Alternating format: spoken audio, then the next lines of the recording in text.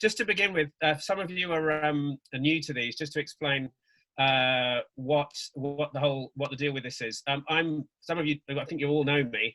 I run a company called Elysium Theatre Company up in the northeast of England, and during COVID-19, we've just been to kind of keep creative and lift people's spirits. We decided to do these workshops, and we've done them on ancient Greek drama, Shakespeare. We did the comedies, the late plays, and the tragedies, Ibsen and Strindberg, and now we're doing Chekhov. The idea was to do the 7 great, indisputable kind of giants of Western theatre, and we've really enjoyed it. It's been a wonderful experience. So the format of these is that basically I do a fair amount of talking, and then we see scenes from the plays from actors from our company, and at any point anyone is welcome to ask a question or come into the discussion and say whatever they like. The only thing I would say is that through most of it, it's probably a wise thing to, if you're not actually in the scene that's being done, mute yourself, because I don't know if you've worked on these Zoom things, but quite often if everybody's the volume is on, it interferes with the kind of the flow of it, and you get a very difficult sort of sound and voice qualities. So if we can just on that one. So the last thing I would say before we start, I always say at the beginning of all of these, if there's anybody who wants to ask something about Chekhov and wants me to deal with it in this workshop, I'm perfectly happy to take those questions now, because the whole point about these workshops, if we were doing it live, it'd be very interactive. I was in a room with everybody, very interactive. Obviously it's not. So if anybody does have anything that you want me to talk about or bring up or address, speak now. Okay. I'd like to know Yes. why you picked the translations that you did. Sorry, it's Anuli. I'm off camera at the moment. Absolutely. But I'm just curious about why you picked the translations you did. Well, there wasn't, part of it was necessity, very briefly, that normally what I would do, the Chekhov versions that I always go to are the Michael Frayn versions. And there's loads of different versions of Chekhov. All sorts of wonderful people have done them, Martin Kremp and Tom Stoppard. The reason I choose Michael Frayn, rather, is because obviously, A, he's a wonderful playwright, but secondly, he is a Russian scholar. He knows Russian. And apparently, we talked about this when we were dealing with Michael Mayer and the Strindberg and Ibsens, is that quite a lot of the versions that you see in the theatre aren't written by people who know the original or can read the original. So what usually happens is someone is commissioned to write a literal translation, which a playwright is then asked to do the version. That happens with most of these plays, because not many people in the UK know Norwegian or Swedish, certainly not 19th century Norwegian and Swedish or Russian. And I think, oh, did someone say something? Hiya. Oh, hi, Rachel. Good to see you. We're just starting. So, what was I going to say? Where was I? With Frayn, he was a Russian scholar, and apparently, when he was first approached to do the translations, and he said, "Yeah, I'd love to. I love Chekhov." They said, "Great, we've got this person here who's going to do the version for you." And he said, "No, I already speak Russian. I'm already a Russian scholar. I thought that's why you asked me." And they went, "No, but we're delighted." So what I love about Frayn's versions is that there's a deep love and passion for the original. Reading his introductions on the Frayn, on the Chekhov stuff, is very entertaining, wonderfully insightful, and clearly written by someone who adores the playwright. And so I always tend to go for the person who has that track record, and Frayn for a long time was always being done. I saw some of the productions. I saw the Three Sisters, which was done at the Royal Exchange, and I also saw the Uncle Vanya, which had Michael Gambon, Jonathan Pryce, Imelda Staunton, and Skarki. Hello? Just a little aperçu on that, Jake. The interesting thing about Frayn is that he was part of the famous British Army Russian Hang on a second, force. Chris. Sorry. I think someone needs to just mute themselves. I think this. All right, Chris, off you go. Yeah, one of the things about Frayn is he was inducted into the famous British Army Russian course that existed after the war, and I have various friends who were on that course. And one of the things that they were meant to be translators, but they were also invited to be spies. Oh, really? Yes. Oh, absolutely. And there was an expectation that quite a few of those people would join the Cold War spying process.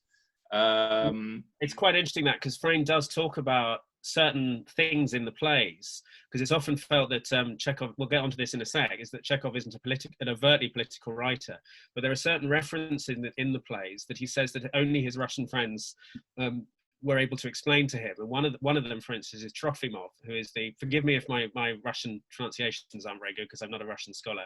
Trofimov, who's the kind of eternal student and the radical sort of political kind of thinker in the cherry orchard, who's 28 and is still a student, and everyone makes fun of him that for some reason he hasn't finished his course.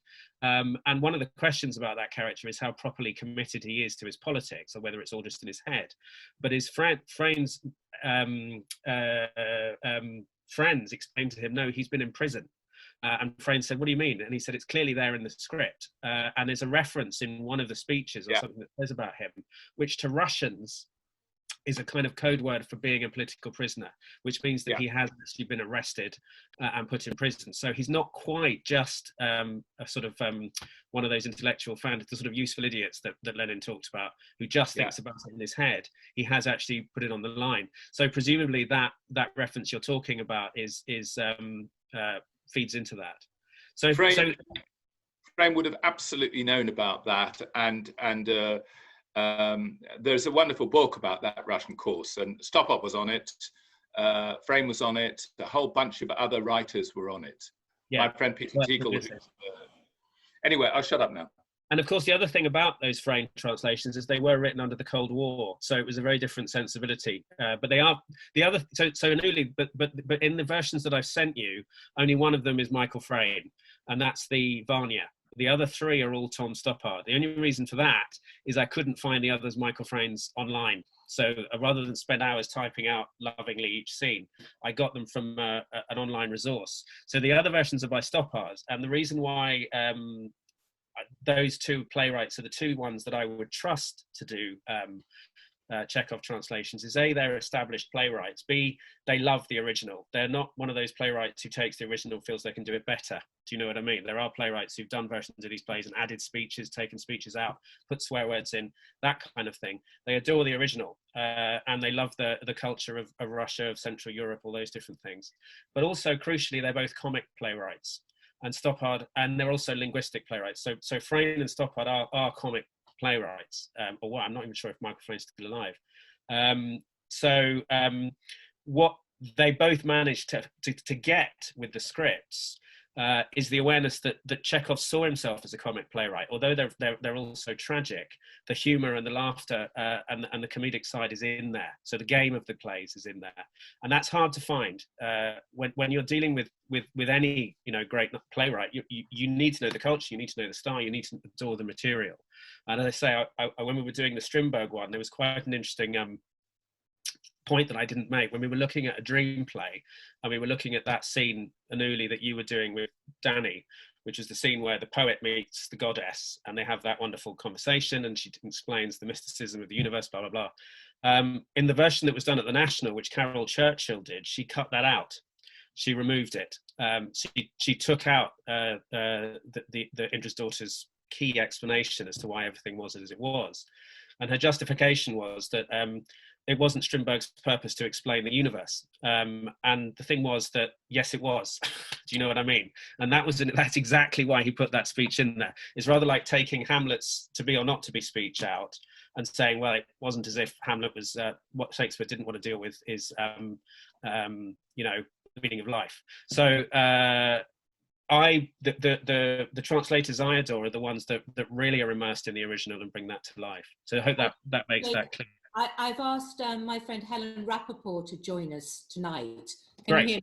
I don't know if she can, but I think she did the literal for the Stoppard. Yes.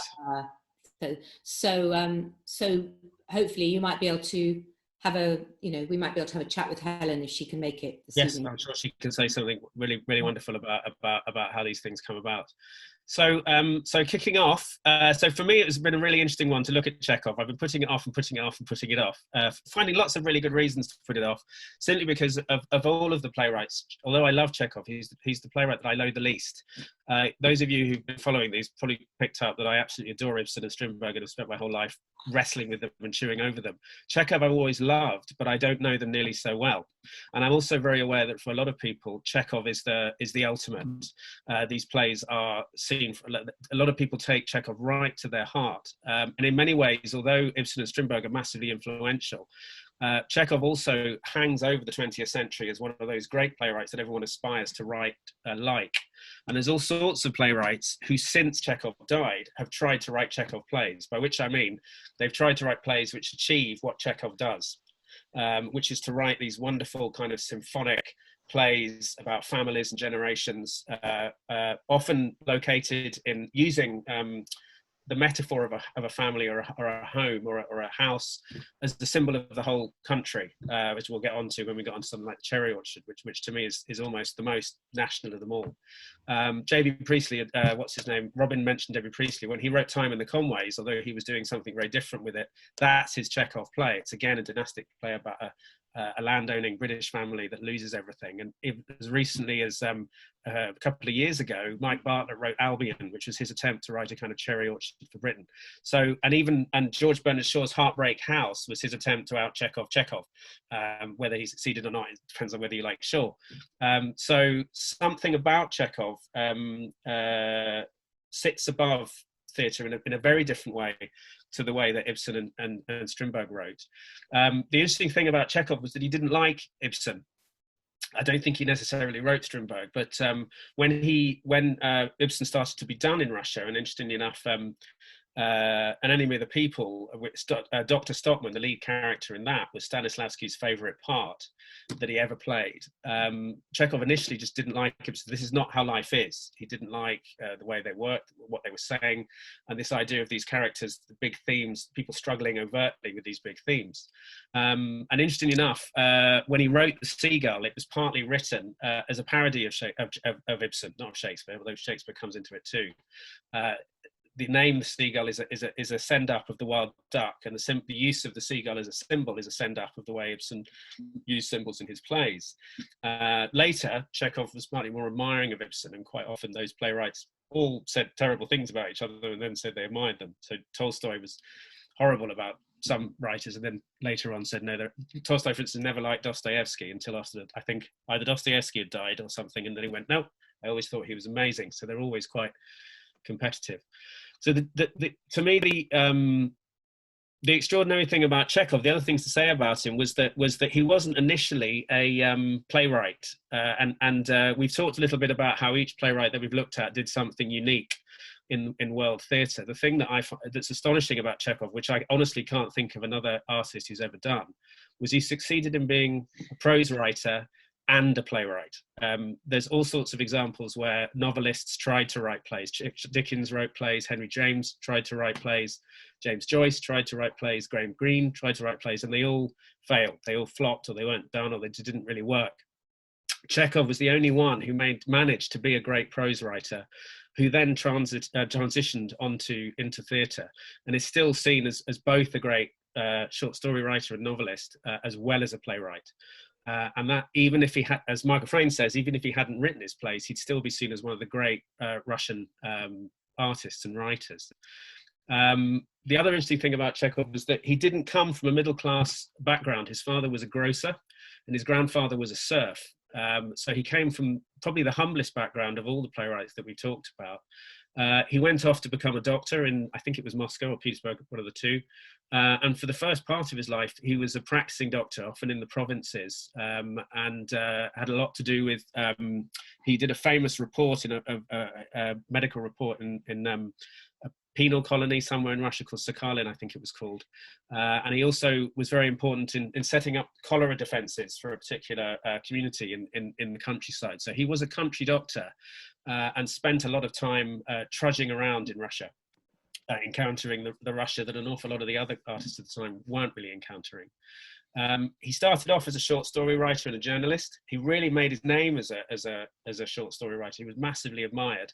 And then someone said, why don't you write a play? And he started off writing short burlesques. Not when I say burlesques, I don't mean interesting strip shows. I mean short comedies and then gradually decided that he did want to try and write for the theatre. But what's fascinating about it is his early attempts are all failures. The first play he wrote, which is a play called Platonov, was never performed. He sent it to someone, a woman who didn't like, actors who didn't like it, so he supposedly tore it up, and then it only materialized, and it's a huge, great, sprawling play that was never finished. Actually, I think I've seen a production of it by the Marley Theatre, which was quite one of the awful things I've ever seen.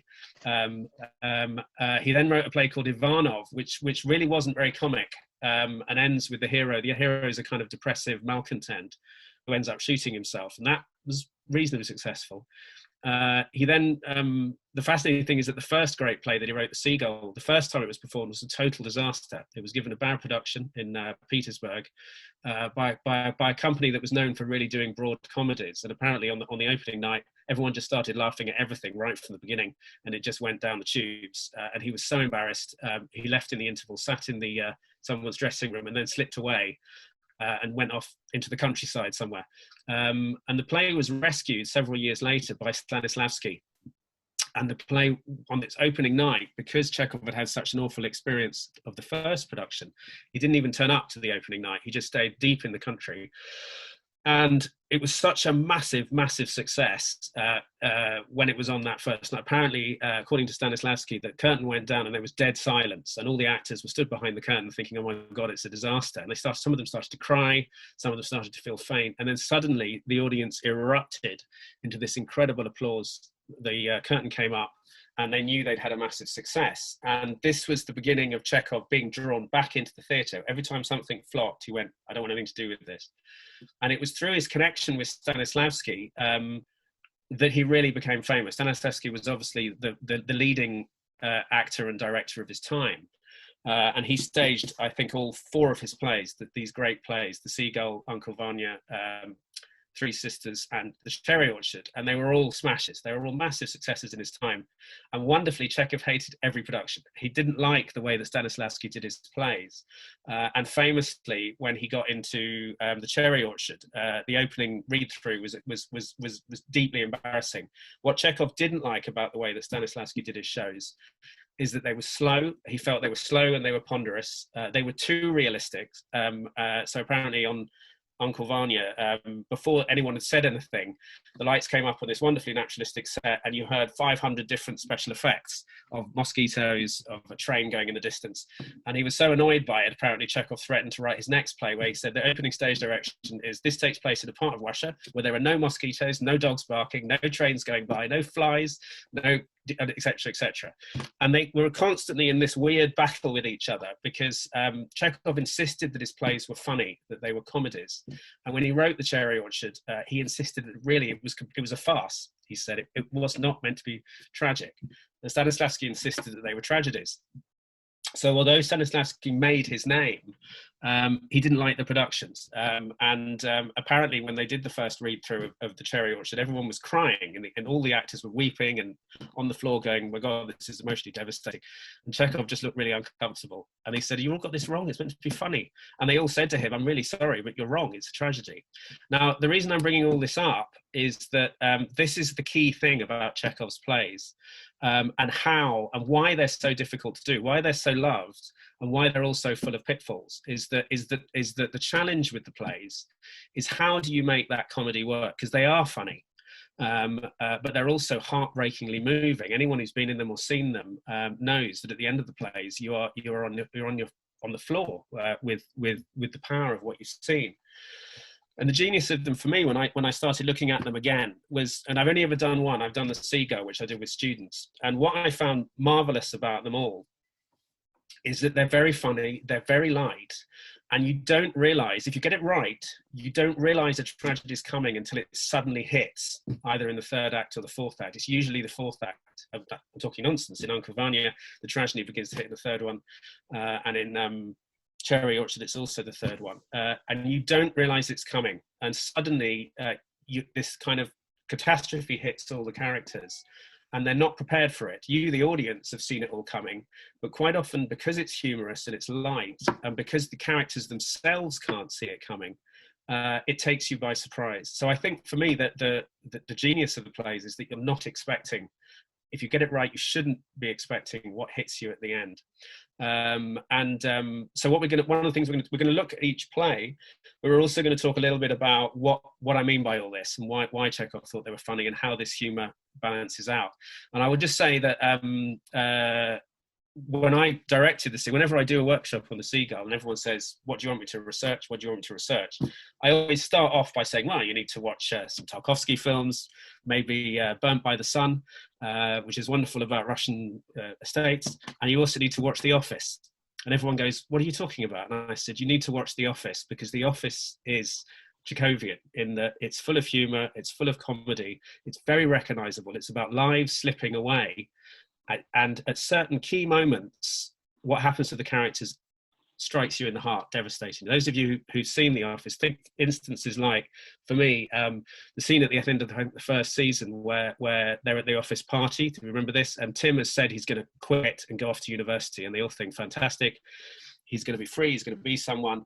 And is it Dawn, I think it is, sits with him and says, so when do you start university? And he says, oh, well, I'm not going. And she says, what do you mean? He says, I'm not going. I've been given a promotion, so I'm going to stay. And he gets up and leaves. And the camera lingers on her just for a few minutes. And you can see that she's absolutely devastated by it. And to me, that's Chekhov. Or the scene in which they're having a training session, and Tim comes in and asks her out, thinking that she's split up with her boyfriend. And she says, actually, we've got back together. And he goes, no, I was just mean, do you want to have a drink just as friends? All of that to me is Chekhov. It's the heartbreak of things that are ordinary, which mean a huge amount to the characters, if that makes any sense. And the last thing I'll say before we start looking at the Seagull is, as I said with Ibsen and Strindberg, the key to Chekhov is that none of his characters know they're in a Chekhov play. We've all seen productions where everybody comes on as the walking wounded right from the start. And to me, that's a colossal mistake. If everybody is wandering around, they are all the walking wounded in one sense. But I always say to my actors when I'm doing a Chekhov, if you're feeling depressed one day, what do you do when you go into work? And everyone says, you hide it. And I go, exactly, that's what you do. And the point about Chekhov's characters is they spend the whole time hiding what they're really feeling and trying to put a face on it, trying to be cheerful or positive. And the tragedy is behind them. So one of the things we're going to look at is just explore this, how you get this tone. How do you manage to make this playwright, who everyone sees as a wonderful tragedian, who sees himself as a great comic writer, how do you get both those parts of it? So we're going to start with 2 lines.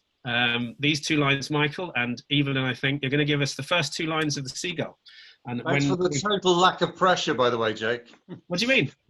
Oh, Robin, you're an old lag. We've done plenty of these. You climb the mountains of Shakespeare and Ibsen, you can do Chekhov, it's not a problem. And you did ask me to do that speech, so stop moaning. Anyway, okay, so we're going to start with the opening 2 lines of the Seagull. And the reason we're going to start with this is, to me, how these 2 lines are delivered tells you everything about whether the production is going to be good or not. Michael and Evelyn, take it away. Oh, just to explain, the 2 characters are Medvedchenko, who's a teacher, and Masha, who is a woman. And actually, I don't think she just lives on the estate. Medvedchenko is in love with Masha. Masha is not in love with Medvedchenko. Off you go. 2 lines. Doing this twice through. Well, I want you to do it the first time. Just do it whichever way you want to do it. Then I will ask you to do it again. I'll give you notes. Okay.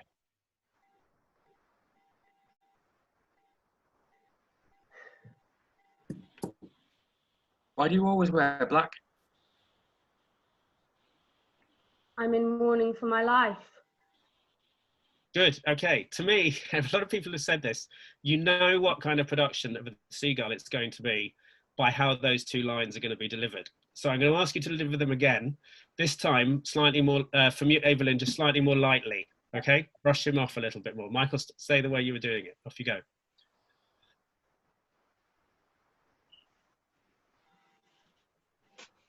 Why do you always wear black? I'm in mourning for my life. I'm unhappy. Good. Now do it again, this time angst-ridden from both of you. In other words, Michael, you really, really want to know what is it that's bothering you. And Masha, you're kind of suicidal.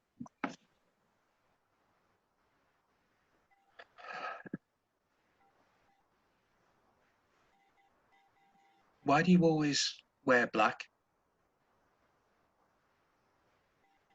I'm in mourning for my life. I'm unhappy. Good. Okay, thank you very much. Now, from those two readings of it, the whole play will emerge. If you go down the path of them both being in a Dostoevsky novel and basically clumping around with emotional chains on their legs, you're basically going to be the entire play. If you start with it slightly lighter, but suggesting what's underneath, because she is in mourning with her life. The reason why she's in mourning and she's unhappy is she's in love with Constantine and he isn't in love with her. And but if you the point with that is that the two characters are already, they're not yet down in the depths. And if you play it, I've seen it done where you're right from the start, you're on a murky stage and it's very dismal, and the entire thing you can't bear to watch because it becomes very self-indulgent and everybody's playing angst. And it's not to say that there isn't angst in it in the plays, but that actually the angst you need to get to as far into the play as you can. So we're going to kick off with, thank you guys, brilliant work. That's the end of the workshop. You can all go home. The next scene I want to look at is the first scene between Constantine and Sorin. Now, the interesting thing about the Seagull, and this is something that's in common with all four plays, all the plays are family plays. They're all essentially, at the center of all of them is a family, whether it's partly a family. In the Seagull, the father isn't there, he's dead. And Trigorin is a kind of weird surrogate father. In the Cherry Orchard, it's the family who own the estate. In Three Sisters, it's the Prozorovs, etc., etc. And they're all set on an estate somewhere remotely in Russia. Then it's never in Moscow, it's never in Petersburg. The center of the country, the kind of culture of the country, is always in those capital cities. And the thing to remember in Russia, this is something that we Brits find hard to relate to in them, is that Russia is vast. If you want to get to these different places, you're talking about traveling thousands of miles. So I once did a version of the play, of the Three Sisters, Diane Samuel's play, where Three Sisters in Hope Street, which transposed it to Liverpool just after the Second World War. And instead of wanting to go to Moscow in Three Sisters, they wanted to go to New York. And immediately you understood why they don't just go to Moscow. A lot of people sit there going, well, why don't they just get on a train and go to Moscow? It's because it's very, very long. It's a huge logistical thing. And suddenly that makes more sense. So the Seagull deals with artists and writers. Constantine is a young man. His mother is a very glamorous and successful actress, Arkadina, or Arkadina, I don't know how you pronounce it. And she currently takes as her lover Trigorin, who is a novelist, who is described as, and a short story writer, who's described as not quite as good as Turgenev. And Constantine is young. He's very messed up. He desperately wants to be a successful playwright, and he's in some sense opposed to both his mother, and he doesn't like Trigorin. It's all very mixed up in a sort of a Hamletian sort of quasi-incestuous thing going on. And at the beginning of the play, Constantine is trying to present a production, and he knows of a play that he's written with a young actress called Nina, who he's in love with. And in this scene, he's talking to Sorin, who lives on the estate. He's his uncle, I think it is, an old man who he likes very much. And the reason I want to look at this scene is it reveals a lot about Constantine. He's a complicated young man, but this scene encapsulates what I call the kind of Rolling Thunder quality of some of the speeches in Chekhov, which are meant to have a kind of humor and almost a stand-up comedy quality. They're serious underneath, but the character isn't playing it with angst. They're playing it with much more a kind of lighter frustration. So, Danny and Edmund, off you go. Why is my sister out of sorts? Because she's bored and she's jealous. That's why. She's taken against the performance just because Nina's acting, and just because Nina's acting might catch the fancy of her writer fellow. She doesn't know anything about my play and she already hates it. Oh, now really, come now. Of course, in advance, because here on this pathetic little stage is Nina who's going to get the applause and not her. She's a case, my mother. Talented, all right. Not stupid. Quite capable of shedding tears over a novel. She can reel off Nekrasov by heart, wonderful with the sick. But just try praising Eleonora Dusa in her presence. Oh, no one's going to be praised but her, who has to be written up, bravoed, encored, and generally send people into raptures over her amazing performance in La Dame or Camellia or one of those. But here, in the country, this drug is not available, so she gets bored and crotchety. She has to take it out on someone, so it's us. It's all our fault. And then she's superstitious. terrified of 3 candles on the table, the 13th of the month. And mean, too. She's got 70,000 in the bank. I know that for a fact. But ask her for a loan and she'll start to weep. What it is you've convinced yourself your mother won't like your play, that's what. You're upsetting yourself before the fact and the rest of it. Calm down. Your mother adores you. She loves me. She loves me not. She loves me. She loves me not. You see? My mother doesn't love me. Of course she doesn't. She wants to live and love and dress like a girl, and there am I, 25 years old, a constant reminder that she's not as young as she thinks. When I'm not there, she's 32. When I am there, she's 43. No wonder she hates me. Furthermore, she knows I don't believe in her theatre. She worships the theatre. She thinks she's serving humanity in the sacred flame of art, while I happen to think that the modern theatre is a narrow-minded and predictable ragbag of worn-out routines. Up goes the curtain, and there, in a room with a wall missing, inexplicably bathed in artificial light, are these great artists, these high priests of the sacred mystery, demonstrating how people eat, drink, make love, walk about, and wear their coats. And when they strain to squeeze out from their trite little scenes some trite little moral for us to take home for use about the house, when I'm handed this same old stuff in 1,000 variations over and over and over, then I'm afraid I run. Like Maupassant ran when he clapped eyes on the Eiffel Tower and took to his heels, thinking his brain was about to be crushed by the sheer weight of all that vulgarity. But we must have theatre. We need a new kind of theatre. If we can't make it new, it's better to have none. I love my mother. I love her very much. But what a futile life she leads. Forever obsessed with that novelist. Her name constantly bandied about in the newspapers. I'm so tired of it. Though it's also simple egotism, not wanting a famous actress for a mother, thinking I'd be happier if you were just anybody. Honestly, Uncle, can you think of anything more hopeless and stupid than being me in Mother's drawing room when she's got celebrities in? Writers and artists everywhere you look, and me, the only nobody in the lot, indulged only because I'm her son. Who am I? What am I? Sent down from university without a degree for having opinions which are not necessarily those of the editor, as the saying goes. I have no talents, no money, and in my passport I'm down as shopkeeper class from Kiev. I'm from the Kiev shopkeeping classes. My father actually did keep a shop in Kiev, but he had a name as an actor.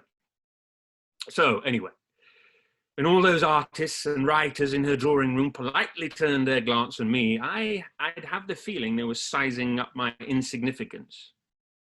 I knew what they were thinking, and I felt so humiliated.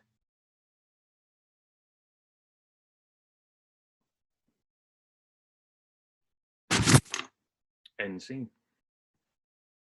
Brilliant. Okay, thank you. Okay, so that was beautifully done. And as you can see that this is Stoppard's translation, I think, at this point.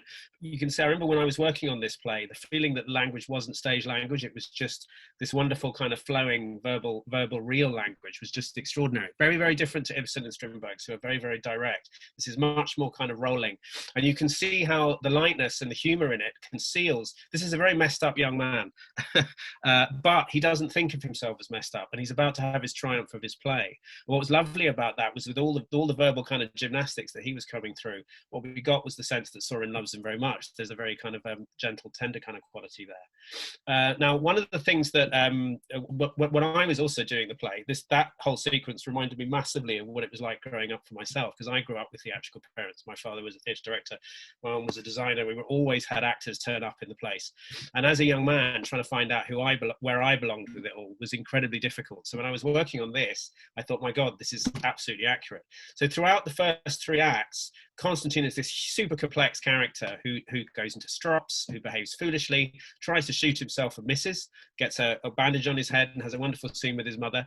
And there's a whole kind of Darwinian struggle that goes on between him, his mother, and also Trigorin. And one of the things that Chekhov writes brilliantly about, is a theme I should have mentioned right at the beginning, which runs through all his plays, is no one writes about the Darwinian process of sexual attraction better than Chekhov. All the nastiest people fall in love with each other and have sex in his plays. And it's often the nicest people, or the people who've got the greatest soul, who are the ones who are overlooked and missed out, whether it's Vanya or Sonia or Tuzenbach. And Chekhov never judges that or says anything about it, but you watch the heartbreak of the people who feel left out about that. Now, the contrast to Constantine is Trigorin, who rather like in Hamlet, and the play has quotes from Hamlet, has insinuated himself as Arkadina's lover. And Trigorin, my father used to say, you never quite work out what kind of novelist Trigorin and Constantine are. But Trigorin has a very clear idea of what kind of writer he is. But he's also, one of the great things about the Seagull is it's the first play about fan people, in other words, fanboys and fangirls. And Trigorin is a celebrity. He's a famous writer. He's the equivalent of a kind of rock star, only in Russian literary circles. And Nina, who's the young actress that Constantine is in love with, who he's trying to perform in her plays, is only really interested in meeting Trigorin. And again, it's one of the heartbreaking things you watch in the three scenes is Constantine is absolutely besotted with Nina, but gradually she just leaves him behind as she pursues Trigorin. And in the scene we're about to look at, Trigorin meets Nina. And this scene is a very clever, subtle scene because it's actually a mutual seduction, although neither of them are overt enough to let that out into the open. So take it away, Robin and Kaylee, I think. Good morning, Boris Alexeyevich.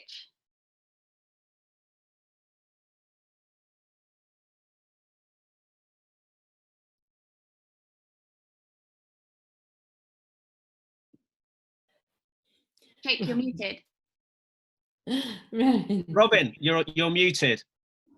Damn it to hell, I was watching that button for about 20 minutes. I'm so sorry. Chekhov, that is pure Chekhov. Thank you very much. You can all go home now. I was shouting, Robin, wonderfully, I was shouting, you're muted, and I was muted. So you telling you that you were muted. So that is, I'm sorry. I think, Alan, you would agree, Anton was messing around with us there. Let's have that again. So, Kaylee and Robin, if you want to take away this scene. Good morning, Boris Alexeyevich. Oh, good morning. I gather we're leaving today. Unexpected turn of events. I don't suppose we shall meet again. Pity. It's not often I have the occasion to meet young women, young and interesting women. Now that I've forgotten and can't really imagine how it feels to be 18 or 19, the young women in my books and stories don't quite ring true. I wish I could put myself in your place for just an hour or so, just to know how you think and generally what kind of little creature this is. I'd like to put myself in your place too. Why is that? Just to know how it feels to be a celebrated writer. What is fame like? What does it feel like to be famous? What does it feel like? Well, it feels like not being famous, probably. I never think about it. Well, 2 possibilities. Either I'm not as famous as you think, or it doesn't feel like anything. What about when you read about yourself in the newspapers? When they're nice about me, I like it. When they're nasty, I'm depressed for a day or 2. Oh, how wonderful. You don't know how I envy you. How different is different people's lot in life? Some of them can barely drag out their dull, dim lives, all much alike and equally miserable, while others, like you for one, the one in every million, are blessed with an interesting, brilliant life that means something. You're so lucky. Am I? Well, here you are talking about fame and fortune and some interesting, brilliant life I'm supposed to be having. But I'm afraid these fine-sounding words mean no more to me than a bag of toffees, which I never eat. You're young, and you mean well. But you have such a marvellous life. I don't see what's so especially good about it. I have to go now and do some writing. Excuse me, I haven't the time. You've trodden on my pet corn, you see, and I start getting upset and irritable. All right, let's talk about my wonderful, brilliant life. Well, where should we begin? There are people who develop an obsession with something. Say, a man who can think about nothing but the moon day and night. Well, I have my own moon. Day and night, I'm driven by one constant thought. I must be writing. I must be writing. I scarcely finished one story before, God knows why, I have to write another. And then a third, and after the third, a fourth. I keep on without a break. And like the mail coach, changing horses, on, and I can't do anything else. What's so wonderful and brilliant about that? It's a ridiculous life. I mean, here I am with you. I've got myself all worked up, and the whole time I'm thinking, there's a story waiting to be finished on my desk. I look up, I see that there's a cloud shaped like a grand piano. I think, oh, I must get that into a story sometime. The cloud floated past like a grand piano. I can smell heliotropes. I make a quick mental note, sickly sweet scent, colour of widow's wheeze, mentioned when describing summer evening. I snap up every word and phrase we utter and hurry off to shut them away in my bottom drawer. When I finish something, I escape to the theatre or go fishing. There, you'd think I'd be allowed to relax, lose myself, but no. Something's already moving in my brain like a heavy iron ball, a new idea, a new story, and it's dragging me back to my desk. I have to rush back and write, and that's how it is, all the time. I'm never left in peace, and it's as if I'm devouring my own life to make the honey for the readers out there. I'm gathering up the pollen from my best flowers, breaking off the flowers themselves, trampling on their roots. I could be a madman. And my friends and acquaintances actually treating me as if I'm saying, what are you working on? When are you going to give us next? Over and over, it never stops. And I sometimes think all this fascination, this admiration and congratulation, is all an act. They're humouring me like an invalid and getting ready to creep up behind me and pounce on me and carry me off to the madhouse like in Gogol. Yep.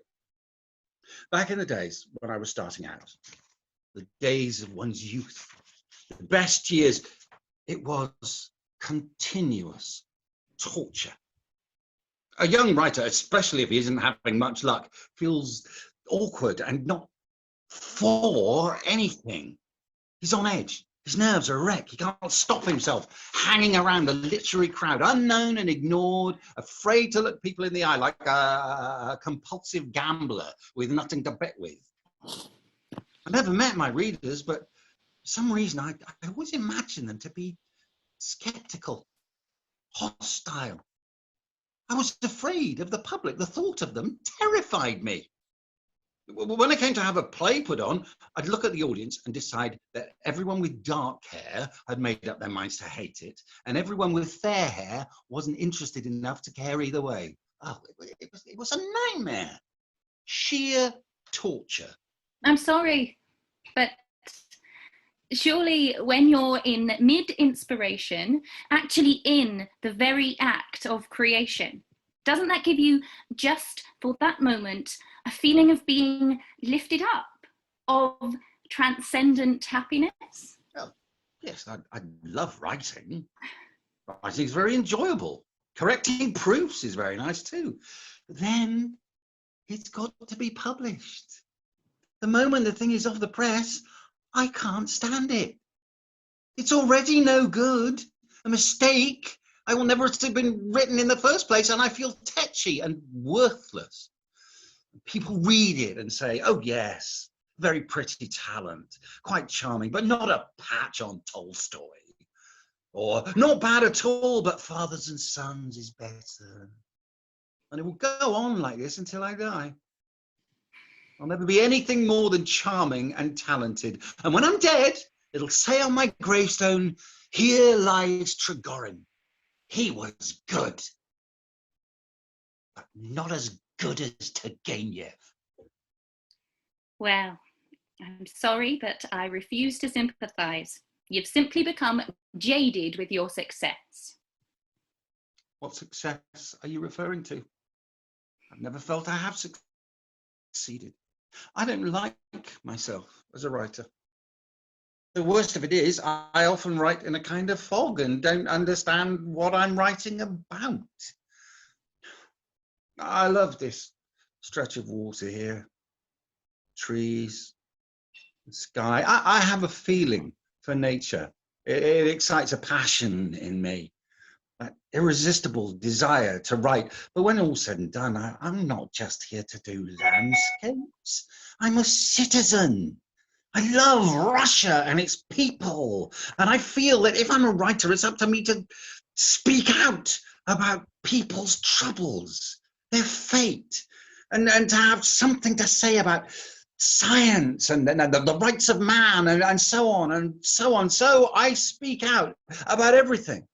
I rush around, urged on from every side. People getting cross with me. I dash this way and that like a fox with the hounds on his trail. Ahead of me, I can see science and the rights of man leaving me behind as I chase after them like some yokel missing a train. And in the end, I feel that landscape is the only thing I know how to write. And in everything else, I'm a fake to the marrow of my bones. You've been working so hard, you've no time and no curiosity to realise who you are.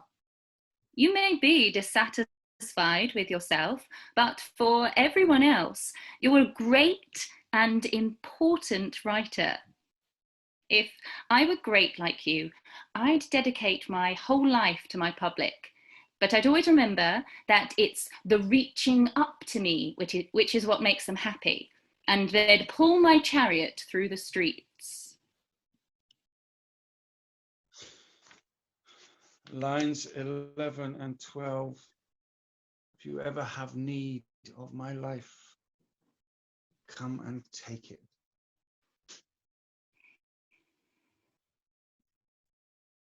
Good, thank you very much.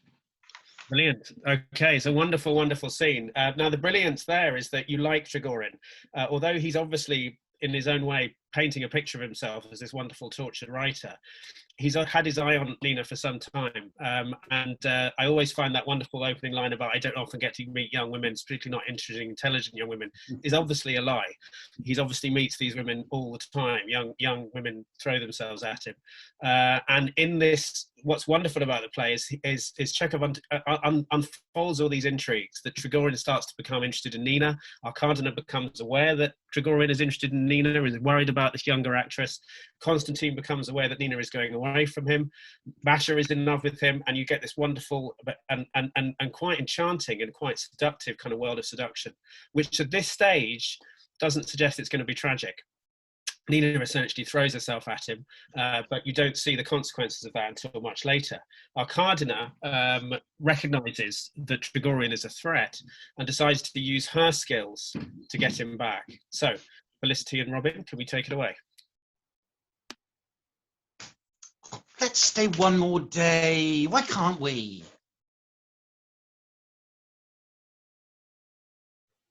I don't think Felicity's there, Jake. Sorry? I don't think Felicity's there. Has she dropped out? No, she's there. Like her picture's there. Just. That's all. Excuse me, everybody. Oh, there she is. She's back. Sorry, Felicity, we're on your scene.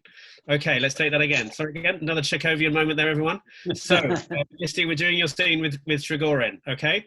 So do you want to... Let me gather myself. That's all right. Okay, so when you're ready, take it away. Okay. Let me know when you're ready. Ready as I'll ever be. Oh, let's stay one more day. Why can't we? Because, my love, I know why you want to. But you mustn't let it make you forget yourself. You're a little intoxicated, that's all. You have to come to your senses. No, you have to come to yours. Yes. To be sensible and wise, I beg you. See this as a true friend. You're capable of the sacrifice. Be generous. Let me go. Are you so besotted with her? It's as if I'm being called to her. Perhaps this is the one thing that's always been missing in my life. What, the love of a little Miss Nobody? That's all how little you know of yourself. People sometimes walk and talk and they're fast asleep. It's like that. I'm talking to you, but it's as if I'm really asleep and she's my dream. I'm possessed by such sweet visions. Oh, please, I beg you, let me go. No, you can't say these things to me. I'm just a woman like any other. You mustn't torture me like this. Boris, you're frightening me. It's your chance to be a woman unlike any other. Young love and enchanting, lyrical love is taking me off into the land of my dreams. No one but her can bring me happiness on this earth. I've never known love like this. When I was young, I spent every minute dogging editors, struggling to survive. There was never the time, but now it's come. The love I never knew. It's calling to me. What's the sense of running away from it? You've gone mad. I don't care. You're all in a plot to torment me today. She doesn't understand. She refuses to understand. Am I really so old and ugly that you think you can prattle to me about another woman without any shame? Oh. You've lost your poor mind. My dear, darling, wonderful man. My life's last page. My joy, my pride, my sweet content.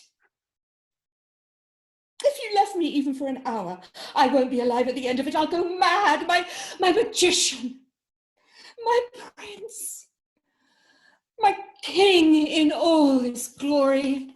Somebody could come in at any moment.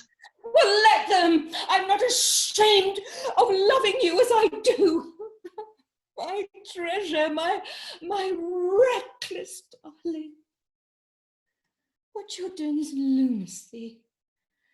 And I don't want you to. I won't let you. You're mine. You're mine.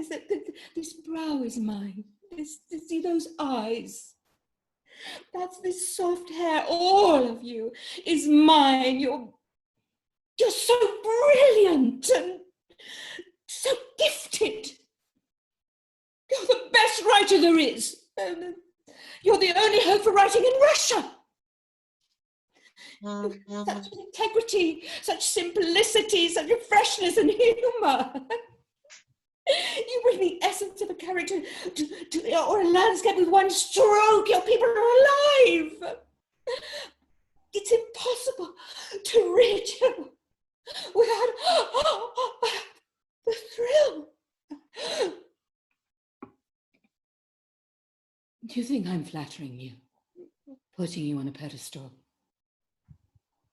Look into my eyes. Are these eyes lying to you? There, You see, I'm the only one who knows your true worth. The only one. Nobody else tells you the truth. My darling, my marvelous boy. You'll come, won't you? Won't you? You won't abandon me. I've no will of my own. I've never had a will of my own. Spineless, feeble, submissive to the last. Is that really what women want? Oh, so have me. Take me away, only don't relax your grip for an instant. Got him.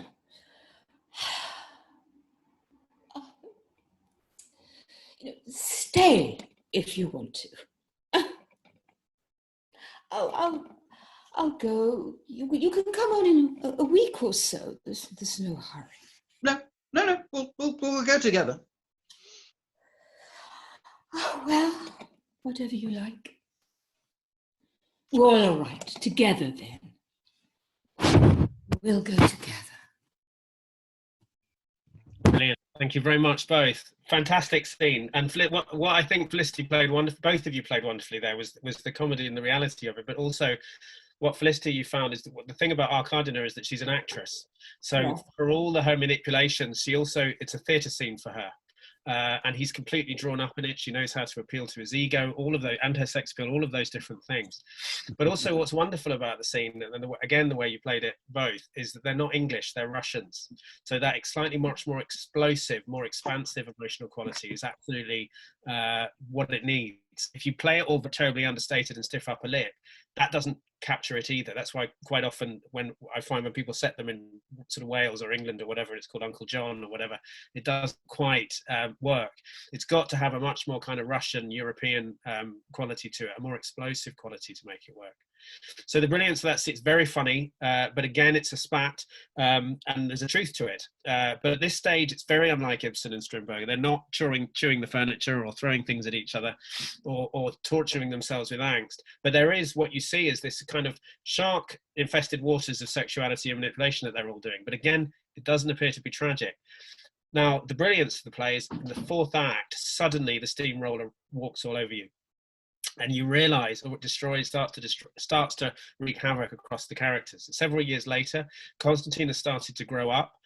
He's now become an established writer, and he's a very different figure. He's no longer in this scene. They all gather again in the estate, but in this scene, Constantine is in this last act. Constantine is a much more serious figure, much more focused, and much clearer.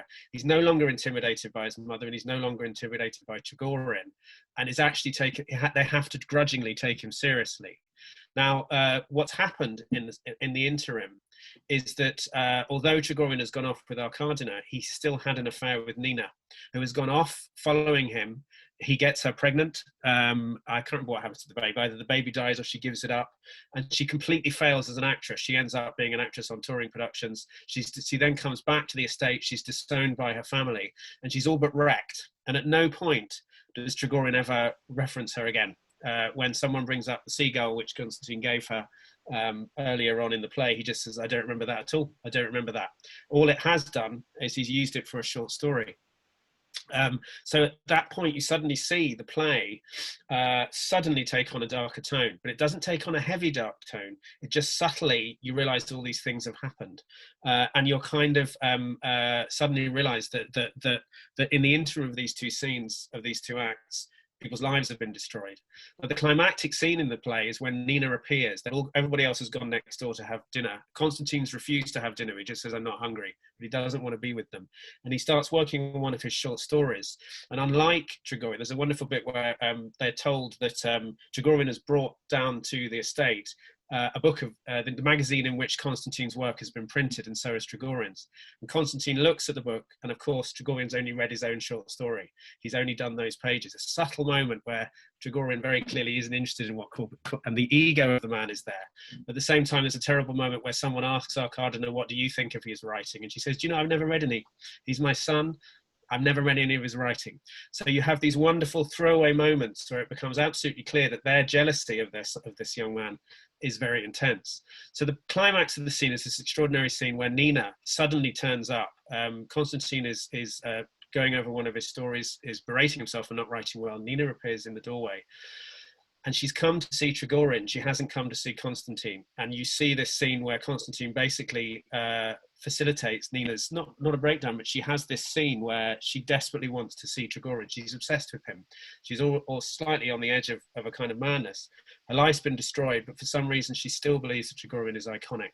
And this scene is the scene between them. There's a speech between them in this sequence. Off you go. It's Kaylee and Danny. Oh, Nina, I've cursed you, hated you, torn up your letters and photographs, but I knew all the time that I'm yours, heart and soul, forever. I can't stop loving you no matter what I do.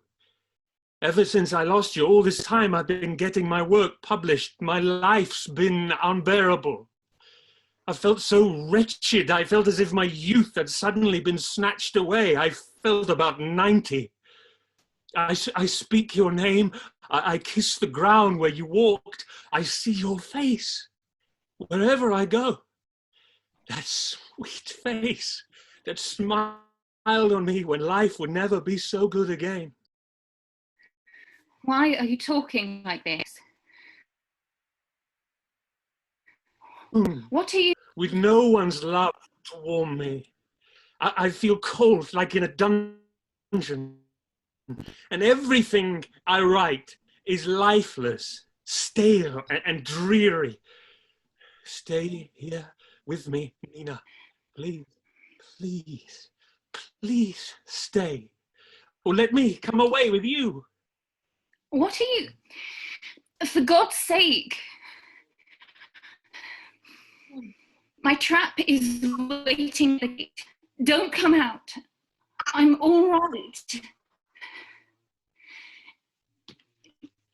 Can I have some water?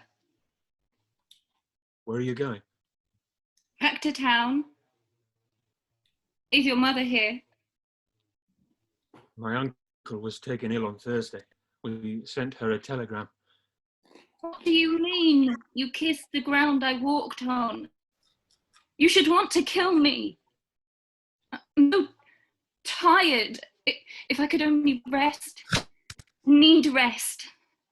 I'm the Seagull, but I'm not really. I'm an actress. Yes.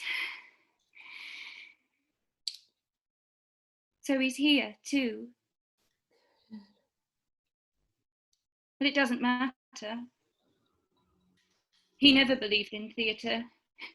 He always laughed at me for my dreams of being famous. And bit by bit, I stopped believing too and lost heart. There were all the other things to worry about. Love, jealousy, and always the worry about the baby. I became trivial and commonplace. My work lost all meaning. On stage, I didn't know what to do with my hands or how to stand. I couldn't control my voice. You can't know what it's like when you're up there feeling you're acting so badly. The Seagull. No, that's not me. You remember how you once shot that seagull? A man happened to come along and see her, and having nothing much to do, destroyed her. Idea for a short story. Story though. What was I talking about? Yes, about acting. I'm not like that anymore. I've become a real actress. I love acting. When I'm on the stage, I feel drunk on the sheer joy of it, and I feel beautiful. While I've been back here, I've spent a lot of time walking and thinking, and every day I've felt my spirit stronger. What I've realised, Kostya, is that with us, whether we're writers or actors, what really counts is not dreaming about fame and glory, but stamina, knowing how to keep going despite of everything, and having faith in yourself. I've got faith now, and that's helped the pain. And when I think to myself, you're on the stage, and then I'm not afraid of anything life can do to me. So you found yourself. You know where you're going. And I'm still adrift in the chaos of dreams and images with no faith in myself and no idea where I'm going or what I'm for. Shh. It's time. Goodbye. When I'm a great actress, come and see me. Promise. But now it's late. I'm so tired and hungry, and I can hardly stand. Stay while I fetch you something to eat. No. Don't see me off. I'll go alone. So she brought him with her. And it makes no difference. When you see Trigorin, don't tell him you see me. I love him. I love him more than ever. I love him passionately. I love him to despair. An idea for a short story. Oh, wasn't it good before, Kostya? When everything was so clear and life was so simple and happy. The feelings we had, feelings as delicate as tiny flowers. Remember that time? Mankind and monkeys, ostriches and partridges, antlered stags, ganders and spiders, and the poor moon lighting her lantern all for nothing.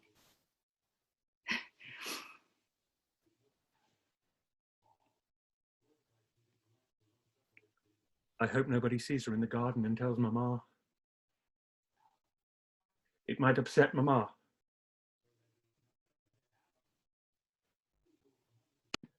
Thank you very much. Brilliant. An amazing scene, as you can see, absolutely stunning. And the big power there is, again, it suddenly hits you that having been seduced and caught up in all these characters, you see these bombs going off. At the end of that scene, she goes out.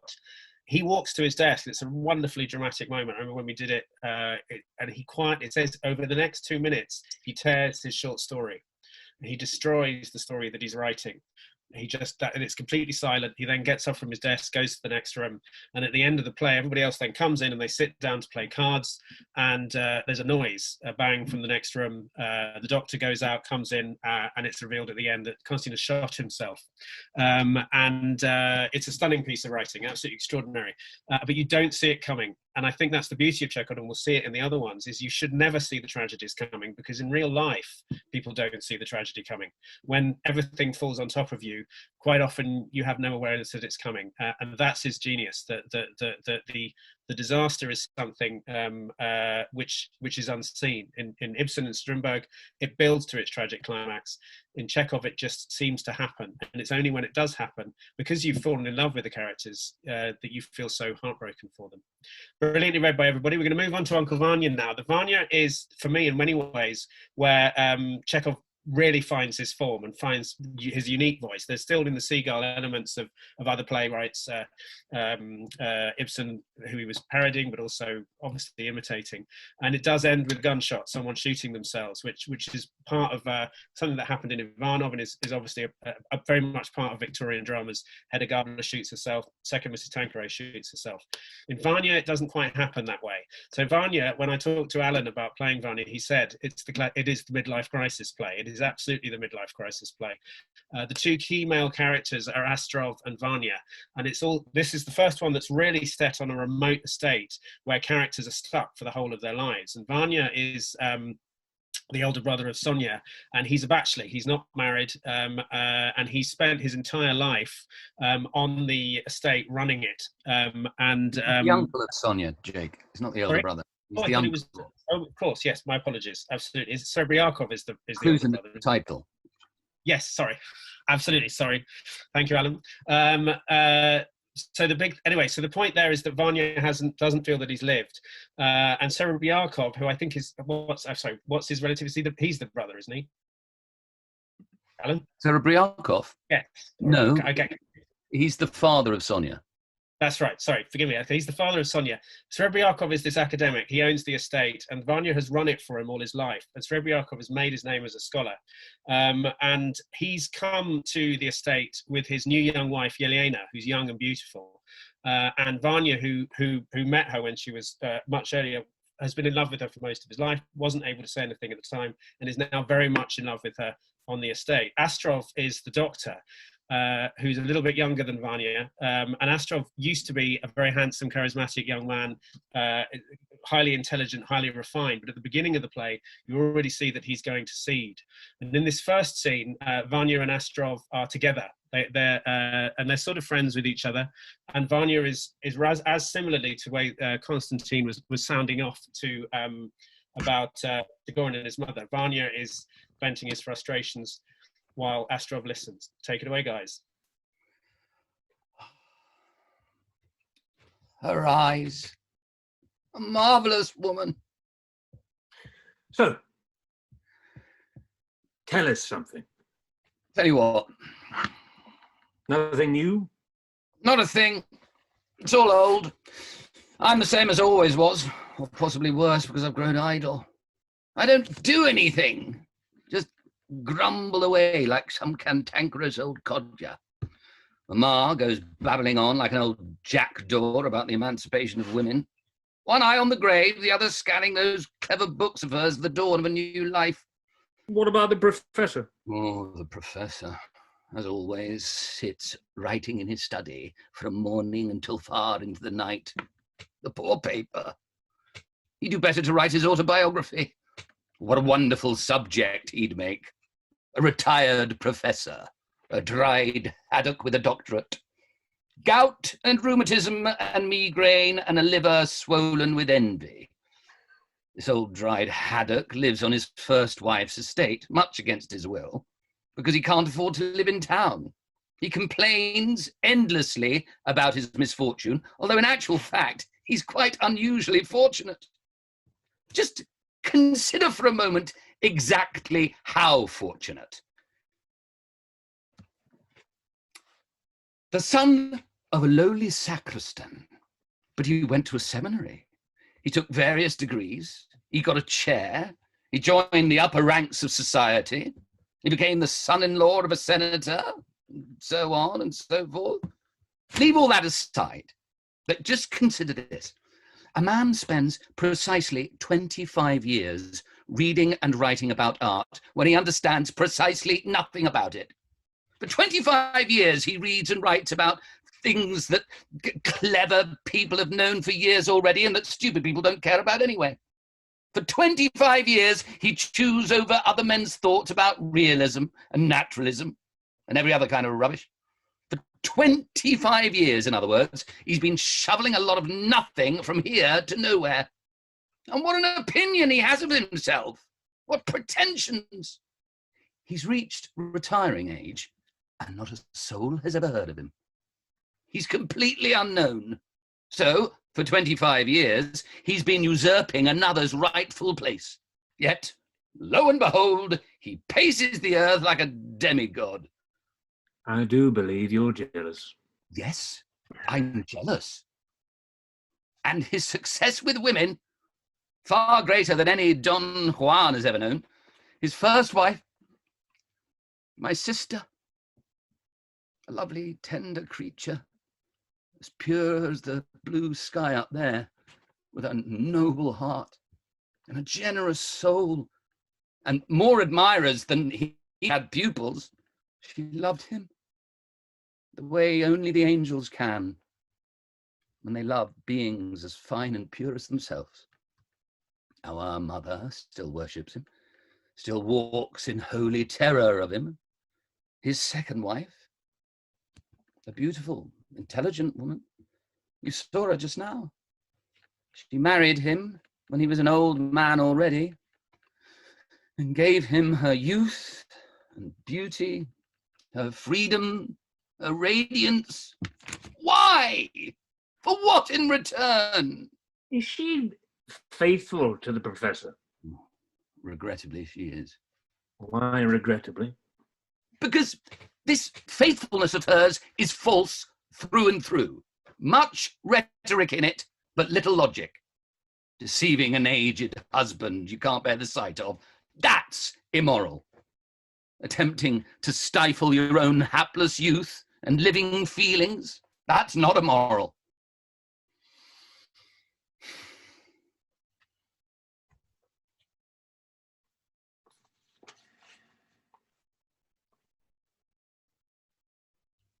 Thank you, guys. Absolutely brilliant. Wonderfully read from both of you. The other thing I'll say there again, Alan, and particularly there, is that, again, one of the beautiful things about Chekhov is they're very full-blooded. If you play these characters as tortured and angst-ridden, you lose the fact that actually there's a huge passion in these scenes. And Vanya isn't a victim, he's fighting. That's the point in that scene. He's fighting his fate. He's fighting the situation he's in. The reason why I say that Vanya, for me, is the one where Chekhov really finds his unique thing is it's truly the beginning of the play about lives not lived. His whole theme of lives not being lived, people frustrated by their lives, stuck in the country, unable to change, forced to live with people that they can't really get away from, and with very little choice. And so the stultifying effect of that environment now becomes a theme of all his plays. Astrov is being rotted by it. Vanya is frustrated, and this in the play makes his great bid for freedom, makes his great attempt to kind of fight back from it. And this was new. This was also in the same way that with in the Seagull, it's all about artists and actors. This starts to become about real people, as it were, people who do ordinary jobs, live ordinary lives, and that's very much the kind of the world of these later plays. Now, one of the interesting things about Uncle Vanya is it took Chekhov ages to write. It started out as a wood demon. It flopped as a wood demon. He wrote different drafts, took him a long time, and it even started out as a collaboration. And at the end of it, this wonderful play emerged. And what's extraordinary about it is it seems so effortless. When you read it, it's beautifully constructed. The third act in particular is, to me, a kind of breathtaking piece of wonderful comic acting, which then becomes wonderfully tragic, where he has all the different intrigues of the characters start to overwhelm each other. Vanya is passionately in love with Yelena. Yelena is not interested in him and is quite clear about that. And at a certain point, Vanya says to her, go and have an affair, set yourself free. Astrov, Sonia, who is Vanya's niece and Srebryakho's daughter, is passionately in love with Astrov, but Astrov is not interested in her because he doesn't think she's not beautiful. She's seen as plain, and she feels this very, very intensely. So Yelena feels like she's very connected to characters like Hedda Gabler and Miss Julie, who have the beauty, have the kind of all the dazzle, but find life intensely boring. And the play, that whole section is this wonderful scene where different characters overlap with each other. And Astrov is also deeply attracted to Yelena. So both the men are drawn to this woman, but it's Yelena is attracted to Astrov. And you have this wonderful kind of dance between all of them until you get this wonderful scene where Astrov makes a play for Yelena. And Yelena resists him, but Vanya sees it, and just before he sees it, just before everybody has to gather for this wonderful scene with Srebryakov, where he announces he's going to sell the estate. Now, at the centre of the play are two wonderful female characters, Sonia and Yelena, and the scene we're going to look at is the scene where Sonia has had another wonderful scene with Astrov, where it's absolutely clear she knows that he doesn't love her, but she can't avoid being in love with him, and she asks for Yelena's help, and this is how the scene unfolds.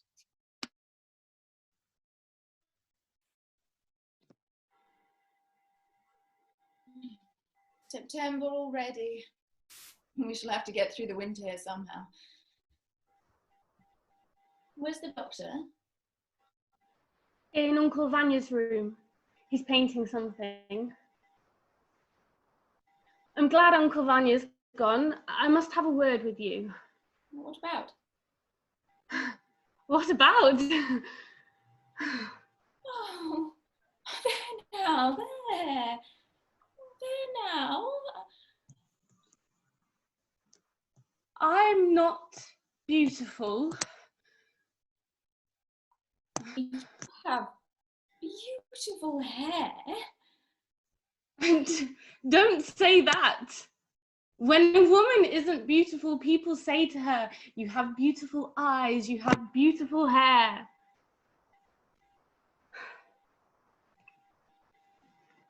I've loved him for 6 years now. Loved him more than my own mother. I hear his voice all the time. I feel the pressure of his hand on mine, and I look at the door and wait. I keep thinking he's going to come in any moment. And I keep running to you like this to talk about him. He comes here every day now, but he doesn't look at me. He doesn't see me. It's such torture. I've no hope. None. None at all. I've no strength left. I prayed all night. Often, I go up to him and I start the conversation myself. I look him straight in the face. I haven't the pride. I haven't the strength to control myself. Yesterday, I couldn't stop myself confessing to Uncle Vanya. And all the servants know I'm in love with him. Everyone knows. What about him? No. He never notices me. He's a funny man. And I do. Let me talk to him. I'll be very discreet and I won't say anything directly. It's quite true to be kept in suspense all this time. Let me try. All right then. Either he loves you or he doesn't. It's easy enough to find out. Oh, now don't worry, my pet. I'll do it very discreetly. He'll never even notice. We just want to know which it is, yes or no. And if it's no, then he should stop coming here, right? It's easy when you don't see people. We won't delay then. We'll cross-examine him forthwith. Oh, he was going to show me a drawing or something. Go and tell him that I want to see him. You will tell me the whole truth.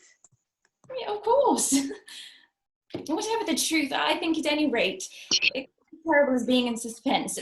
You can rely on me, my sweet. All right. All right. I'll say you want to see his drawings. No. Better stay in suspense. At least there's still hope.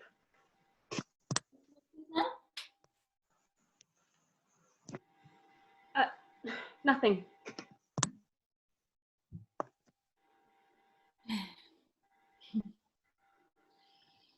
Is there anything worse than knowing the secrets of another's heart and not being able to help? He's not in love with her, that's plain enough. But why shouldn't he marry her? She's not beautiful. But for a country doctor, and at his age, she'd make a fine wife. She's intelligent, she's kind and good. That's all beside the point, though. It's beside the point. I know how it is for the poor child. In the midst of all this desperate boredom, where all the people around here are just perambulating grey blobs, where every word spoken is vile, where there's nothing going on but eating, drinking, and sleeping. He makes one of his occasional appearances. He's not like the others. He's interesting. He's handsome. Fascinating. It's like the bright moon rising in the midst of the darkness. Fall under the spell of a man like that. I think I've become fascinated too. When he's not here, yes, I'm bored.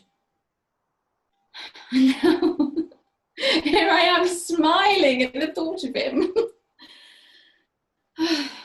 Uncle Vanya tells me I have mermaid's blood in my veins. Run wild for once in your life. So perhaps that's what I should do. Fly off as free as a bird, away from all of you. Away from your half-asleep faces, away from this talk, forget your very existence.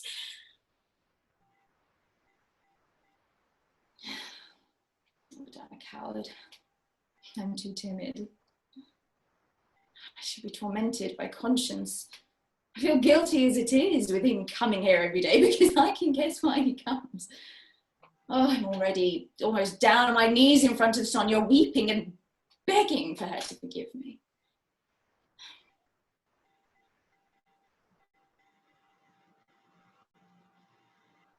No, brilliant. Thank you very much. Beautiful and wonderfully played. And yet again, you see the same thing that you have in the Seagull, which is the kind of ruthlessness of sexual attraction.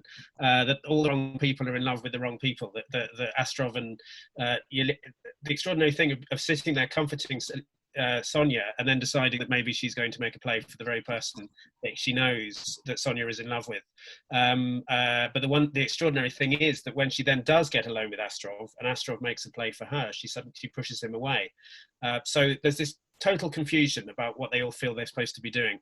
The climax of this act, once Vanya stumbles across Astrov and Yelena apparently having an assignation, Serebryakov comes in and everybody is gathered.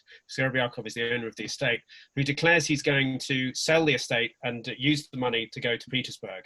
And Vanya, it's a stunning scene where Vanya goes, "What am I listening to here?" And has this, what I could only say was not the angry young man scene, but an angry old man scene where he kind of erupts on Serebryakov in this, and then goes off and tries to shoot him and misses. And this is the great Chekhovian thing, which is the failure of the gun and the failure of the tragic ending. What Vanya doesn't get is the closure of either shooting Serebryakov or himself. It's a failure. And it's only the third act that this happens in. And the glory of the play is the fourth act, where Vanya realizes he has to go back to what he was. There's no choice. Serebryakov goes back to Moscow with Yelena. Astrov is left alone without Yelena. Sonia is left alone knowing she's not going to get Astrov. And Vanya knows that he has to go back to work. And so does Sonia. And this is the beginning of the great Chekhovian theme, is that the actual tragedy isn't death or being destroyed. It's having to carry on, having lost everything, which is actually in many ways more accurate for most people's lives. The moment where actually you realize that your one chance of changing your life, you haven't got. And that's the glory of the last scene between them all. The scene we're going to look at is the scene between Astrov and Vanya, where Vanya realizes everyone's kind of gone, well, we're not going to say any more about the fact of what just happened. We're all going to go back to normal, and they're all a little bit embarrassed by him. And he steals something from Astrov's medicine box. And Astrov knows why he's done it. I'm not going to say what he's stolen because it will unfold in the scene. But here's the scene between the two of them. Alan and Danny, take it away. Leave me alone. With the greatest of pleasure. I should have been on my way a long time ago, but let me say it again, and I'm not leaving until you give me back what you've taken from me. I haven't taken anything from you. I'm serious now. Don't waste my time. I'm late enough as it is. I haven't taken anything. No? All right. I'll give you a little longer, and then I'm sorry, but I shall have to use force. We'll tie you up and search you. Seriously. If you like. To be such a fool, though. To shoot twice and miss both times. That's something I shall never forgive myself. If you wanted to put a bullet in something, you might have done better to try your own head. It's a funny thing. I'm guilty of attempted murder. But no one's arresting me. No one's charging me. So they must think I'm insane. I'm insane. But not people who adopt the mask of a professor, of some learned sage to conceal their total lack of talent and their dullness and their utter callousness. They're not insane. Nor are people who marry old men and then publicly deceive them. I saw you. I saw you with your arms around her. Yes, sir. I had my arms around her, sir, and poo to you. No. But it's an insane world, if you people are still part of it. And that's another stupid remark. So what? I'm insane. I'm not responsible for my actions. I have the right to make stupid remarks. The joke's worn thin. You're not insane, you're just someone who's gone a bit odd. You're a buffoon. There was a time when I had the same idea, that being odd must be sick, must be abnormal, but I've come round to the view now that oddity is the normal condition of mankind. You're entirely normal. I'm so ashamed. If you knew how ashamed I felt. There's no pain in the world to compare with these pangs of shame. Unendurable. What can I do? What can I do? Nothing. Give me something to take. Oh, God in heaven. I'm 47 years old. Suppose I live to be 60. Then I've still got another 13 years to go. Oh, it's a long time. How am I going to get through these 13 years? What am I going to be doing? What am I going to occupy them with? Oh, imagine though.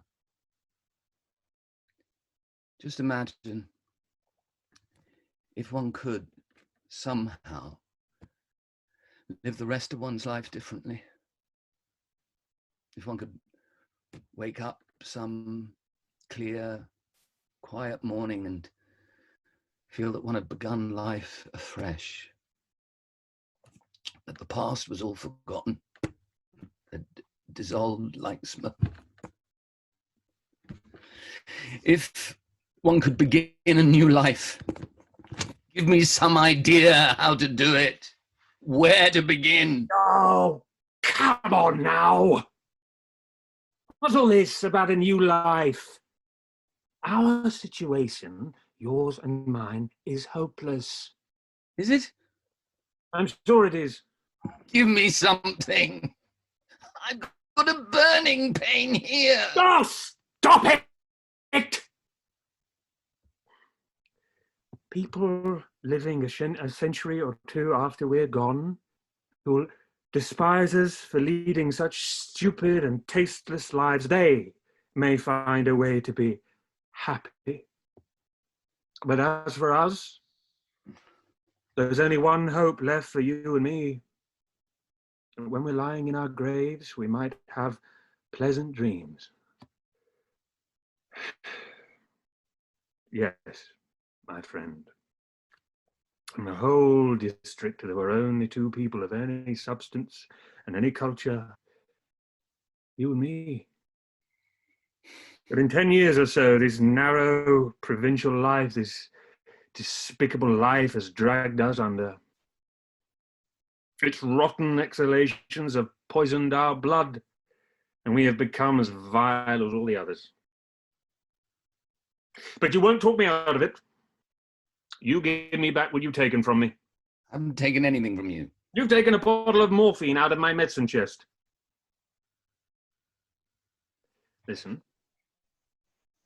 If you absolutely insist upon putting an end to it all, then go into the forest and shoot yourself.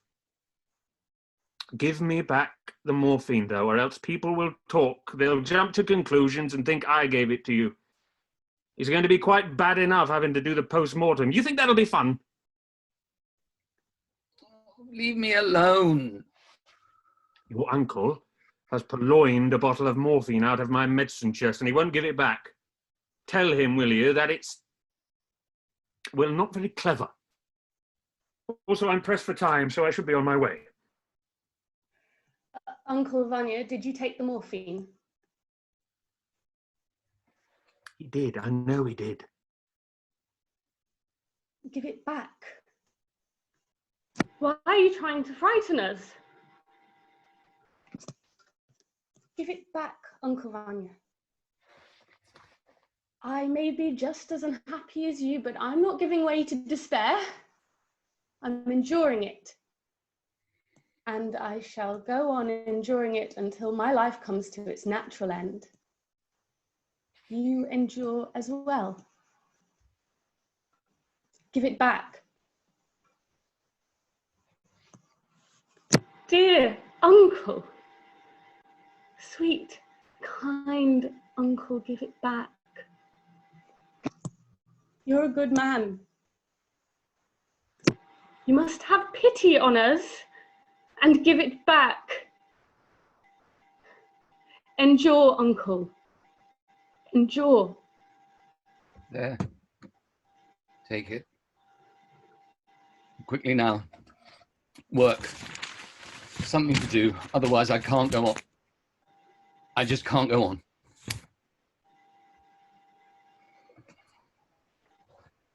Brilliant. Thank you very much. Superb. Yeah, that's absolutely beautiful. Again, you can see all the pain, all the agony, but it's still funny. It's still got humour, and it's that final moment where because he loves Sonia, he gives it back. But he's not allowed to die. He just has to carry on. And this is, as I say, the start of Chekhov dealing with this issue of just lives being killed by living just in these stultifying estates. So beautifully read. Thank you to everybody. Moving swiftly on to the Three Sisters. Now, for a lot of people, the Three Sisters is, a lot of people see this as the masterpiece. I mean, the difficulty is when you read Chekhov, you go, no, it's rather like Spartacus. This is the masterpiece. No, this is the masterpiece. No, this is the masterpiece. They're all amazing. Three Sisters is the one, again, this is the one where when people get frustrated with Chekhov, they talk about it's one of those awful plays where I think they say it in Withnail and I, where everybody sits there moaning about wanting to go to Moscow. And this is the one where that is exactly what happens. When I was reading it again this time, it's about these three sisters and their brother living in an estate, again, far away from Moscow. They used to live in Moscow. Their father is dead, their mother is dead, and a group of soldiers is billeted on the town. The three sisters start to interact with these soldiers. It becomes about, yet again, how people's lives kind of slowly fall apart. Now, the point in the play is that it's full of characters wanting to be somewhere else. They either want to be in Moscow, or they want to be in the past when they were happier, or they sit there talking about the future and how it'll be much, much better in the future. It's also the play which, of more than any other Chekhov, people just aren't listening to each other. People talk, they talk to each other, and nobody picks up what they're saying. There's this strange kind of distance that everyone's between everybody. And as I was reading it this time, I realized that the idea that you might get frustrated with this people is exactly the point, that they are lost. And that the tragedy of this thing of wanting to be somewhere else or wanting to be in a different time is that what they find very difficult is they can't be present here right now, and that's the kind of struggle between them all.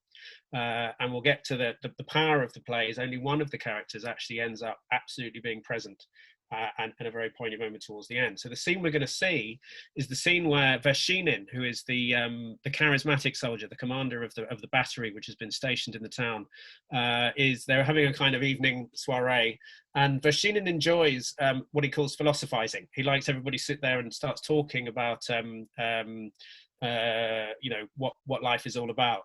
Now, Vershinin is charismatic, probably in his 40s, very good looking. He has an unhappy wife who's probably, he sort of suggests might be mentally ill, and he has two daughters who are also in the town.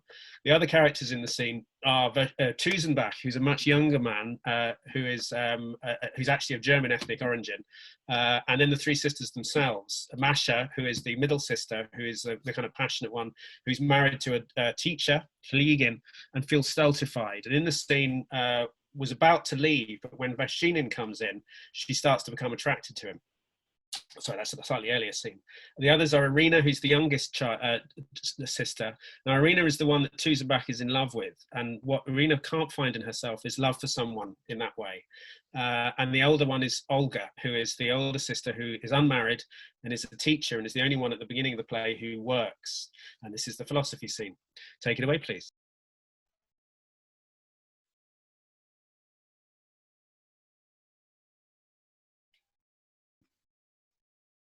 Alan, you need to unmute. There we are. Well, if we can't have any tea, let's philosophize at any rate. Yes, let's. About what? About what? Let us meditate. About life as it will be after our time. For example, in 200 or 300 years. Well, after our time, people will fly about in balloons. The cut of one's coat will change. Perhaps they'll discover a sixth sense and develop it, but life will remain the same, laborious, mysterious, and happy. And in 1,000 years' time, people will just be sighing, life is hard. And at the same time, they'll just be as afraid of death and unwilling to meet it as we are. How can I put it? It seems to me that everything on Earth must change, little by little, and is already changing under our very eyes. After 200 or 300 years, after 1,000, the actual time doesn't matter. A new and happy age will begin. We, of course, shall not take part in it, but we live and work and even suffer today that it should come. We created, and to me, that one object is our destiny. And if you like, our happiness. What is it? I don't know. I've been laughing all day ever since morning. I finished my education at the same point as you. I've not studied at universities. I read a lot, but I cannot choose my books. And perhaps what I read is not at all what I should. But the longer I live, the more I want to know. My hair is turning white. I'm nearly an old man now, but I know so little. Oh, so little. But I think I know the things that matter most and that are most real. I know them well. And I wish I could make you understand that there is no happiness for us, that there should not and cannot be. We must only work, and happiness is only for our distant posterity. If not for me, then for the descendants of my descendants. According to you, one should not even think about happiness. But suppose I am happy. No. we do not seem to understand each other. How can I convince you? Yes, laugh. Not only after 2 or 3 centuries, but in 1,000,000 years, life will still be as it was. Life does not change. It remains forever, following its own laws, which do not concern us, or which, at any rate, you will never find out. Migrant birds, cranes, for example, fly and fly, and whatever thoughts, high or low, enter their heads, they will still fly and not know why or where. They fly and will continue to fly. Whatever philosophers come to life among them, they may philosophize as much as they like, only they will fly. Still, is there a meaning? A meaning. Now the snow is falling. What meaning? It seems to me that a man must have faith, or must search for a faith, or his life will be empty. Empty. To live and not to know why the cranes fly, why babies are born, why there are stars in the sky. Either you must know why you live, why everything is trivial, not worth a straw. Still, I am sorry that my youth is gone. Gogol says, life in this world is a dull matter, my masters. And I say, it's difficult to argue with you, my masters. Hang it all.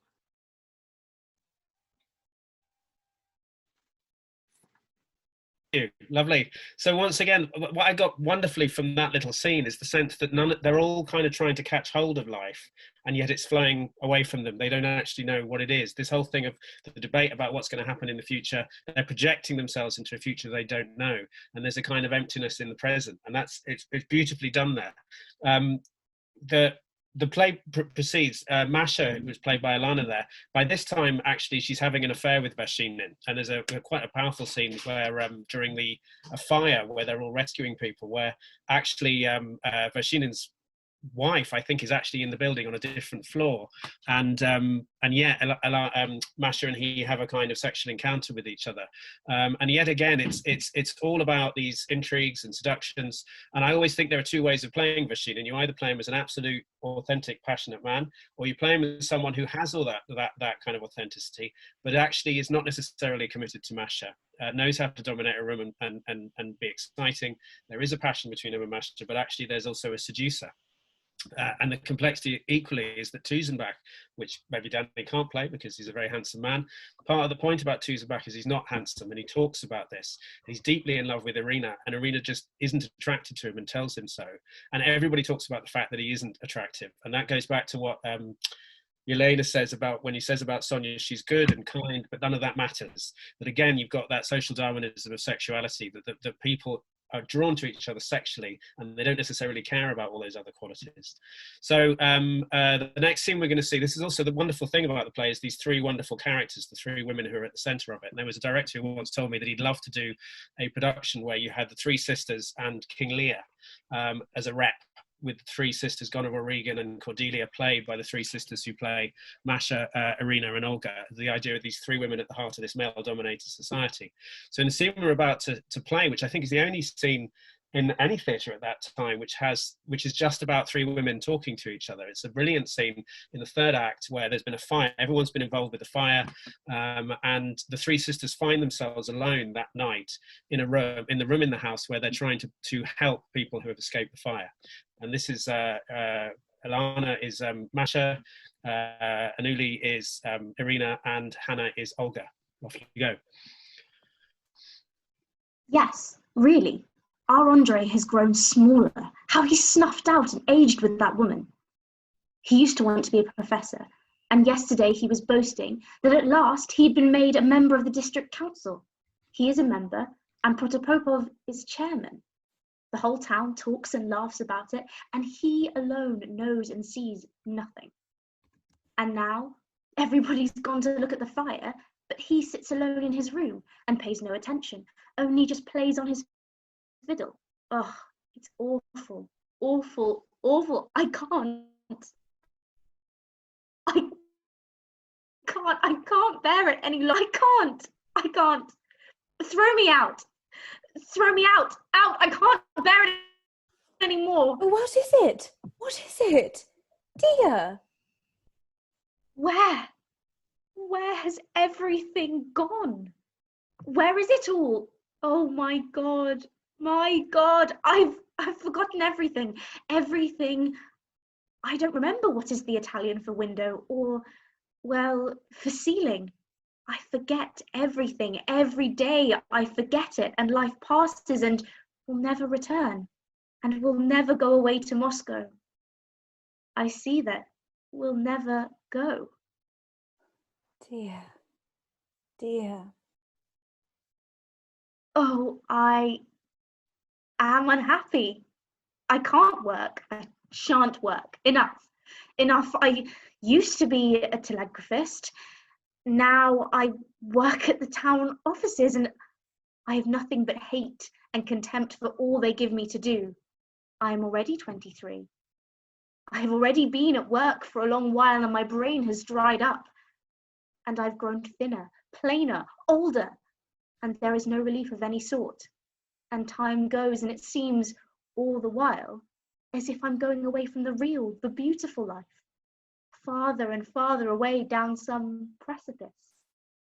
I'm in despair, and I can't understand how it is that I am still alive, that I haven't killed myself. Don't cry, dear girl. Don't cry. I suffer too. I'm not crying. Not crying. Enough. Look, I'm not crying anymore. Enough. Dear, I tell you, as a sister and a friend, if you want my advice, marry the Baron. You respect him. You think highly of him. It is true that he is not handsome, but he is so honourable and clean. People don't marry from love, but in order to do one's duty. I think so, at any rate. And I'd marry without being in love. Whoever he was, I should marry him, so long as he was a decent man, even if he was old. I was always waiting until we should be settled in Moscow. There I should meet my true love. I used to think about him and love him. But it all turned out to be nonsense. All nonsense. My dear, beautiful sister, I understand everything. When Baron Nikolai Lovovich left the army and came to us in evening dress, he seemed so bad looking to me that even I started crying. He asked, "What are you crying for?" How could I tell him? But if God brought him to marry you, I should be happy. That would be different, quite different.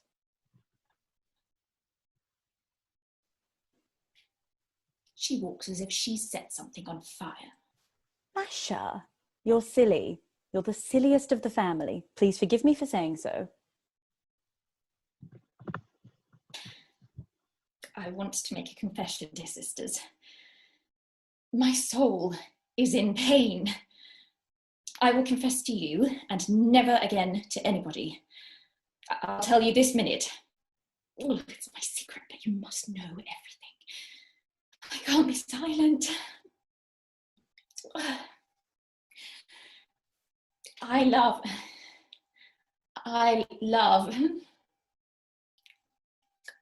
that man. You saw him only just now. Why can't I say it? In one word, I love Vishinin. Stop that. I don't hear you in any case. Oh, what am I to do? Well, first he seemed queer to me. Well, then I was sorry for him. Then I fell in love with him. Fell in love with his voice, with his words, his misfortunes. I'm not listening. You may talk any nonsense you like, but it will be all the same. I shan't hear. Olga, you are foolish. I'm in love. That means that is to be my fate. It means that is to be my lot. And he loves me. Oh, it's all awful. Oh, yes, it isn't good, is it? Oh, my dear. How are we going to live through our lives? What is to become of us? When you read a novel, it all seems so old and easy. When you fall in love yourself, then that, well, nobody knows anything. Each must decide for himself. Oh, my dear ones, my sisters. I've confessed, and now I shall keep silence. Like the lunatics in Gogol's story, I am going to be silent.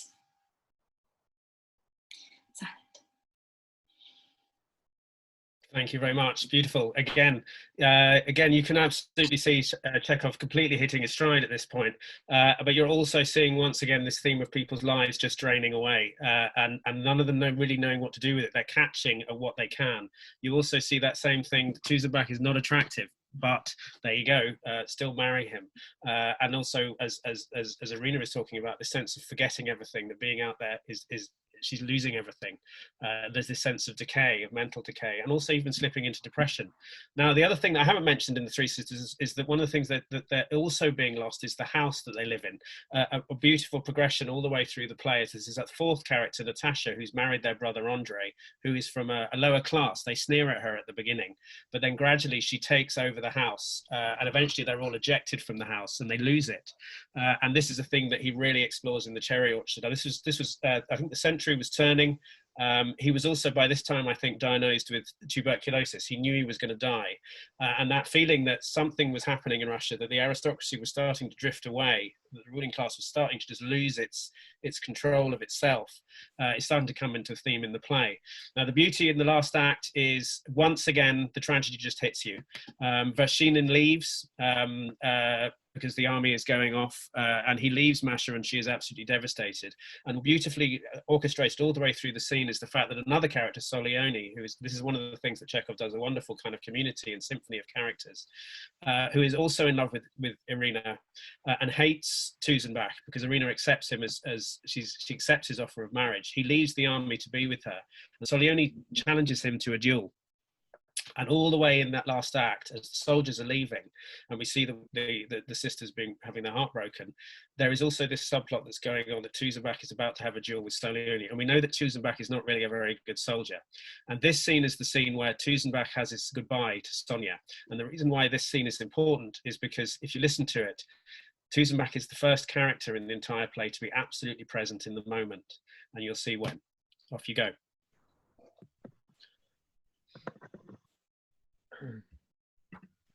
My dear, I shall return soon. Where are you going? I must go to the town and then see the others off. It's not true. Nikolai, why are you so absent-minded today? What took place by the theatre yesterday? In an hour's time, I shall return and be with you again. My darling, it's 5 years now since I fell in love with you. And I still can't get used to it. And you seem to me to grow more and more beautiful. What lovely, wonderful hair. What eyes. I'm going to take you away tomorrow. We shall work. We shall be rich. My dreams will come true. You will be happy. There's only one thing. One thing only. You don't love me. It isn't in my power. I shall be your wife. I shall be true to you and obedient to you, but I can't love you. What can I do? I have never been in love in my life. I used to think so much of love. I have been thinking about it for so long, by day and by night, but my soul is like an expensive piano which is locked and the key lost. You seem so unhappy. I didn't sleep at night. There is nothing in my life so awful as to be able to frighten me. Only that lost key torments my soul and does not let me sleep. Say something to me. Say something to me. What can I say? What? Anything. Don't. Just don't. It is curious how silly, trivial little things, sometimes for no apparent reason, become significant. At first you laugh at these things. You think they're of no importance. You go on and you feel that you haven't got the strength to stop yourself. Don't let's talk about it. I am happy. It is as if for the first time in my life, I see these firs, maples, beeches, and they all look to me, at me inquisitively and wait. What beautiful trees, and how beautiful, when one comes to think of it, life must be near them. It's time I went. There's a tree which has dried up, but it still sways in the breeze with the others. And so it seems to me that if I die, I shall still take part in life in one way or another. Goodbye, dear. The papers which you gave me are on my table under the calendar. I am coming with you. No. No. Irina. What is it? I haven't had any coffee today. Tell them to make me some. Brilliant. Thank you. Beautiful. Do you see that the heartbreak in that sequence is that he is finally present. He sees these things for the first time. He's focused on her just at the moment where he's about to die, and a side of him knows he's going to die, and she's had premonitions all the way through the scene that something is going to happen, and then wonderfully Chekhov undercuts it with that line about the coffee at the end. So it's stunning, beautiful stuff, and then the scene ends, the whole act play ends with the news that Tuzebach is dead. He's been shot by Soleoni, and this is how the final finale of the play ends. The character that Edmund plays here is Tributikin, who's the military doctor, an old family of a friend of the family, who has come from the duel. Off we go. And the band is playing, the military band is playing.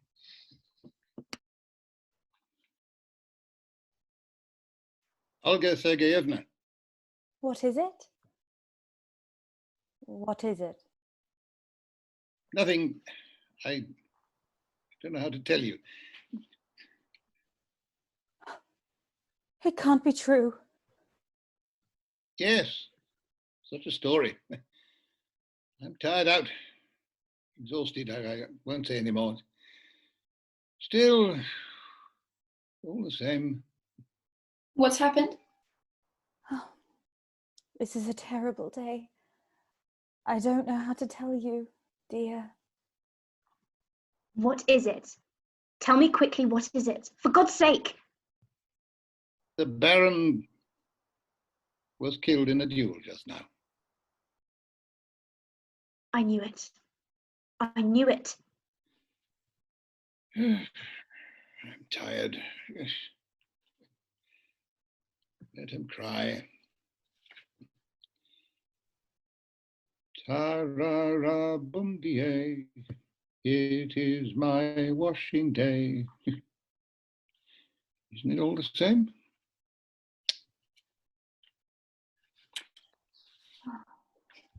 How the music plays. They're leaving us. One has quite left us quite and forever. We remain alone to begin our life over again. We must live. We must live.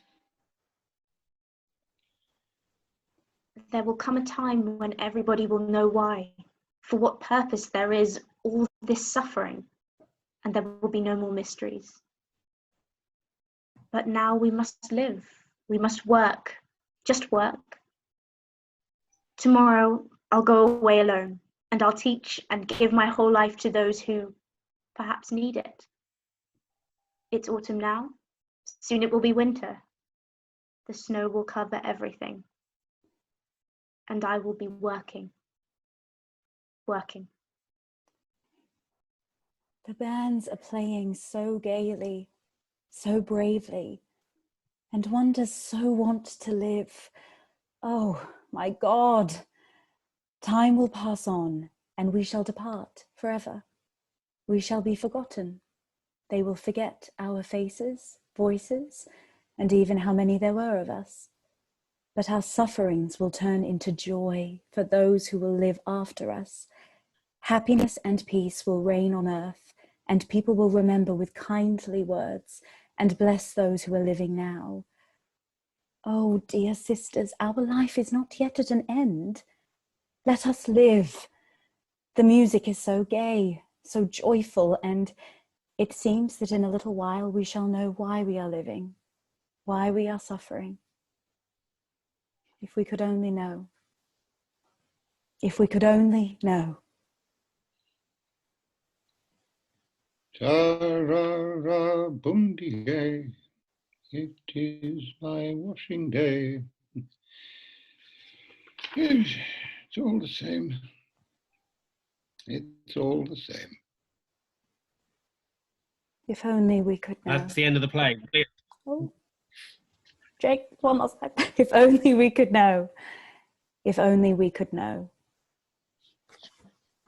And that's exactly how I direct it. I'd run in just at the end and interrupt the last scene. That's exactly how I directed it. Chekhovian. So, it's beautiful, thank you. But you see, again, now here's the interesting thing. We're slightly overrunning, but I wanted to do Chekhov justice. I could have focused just on one play, but I wanted to try and really, really encompass all four.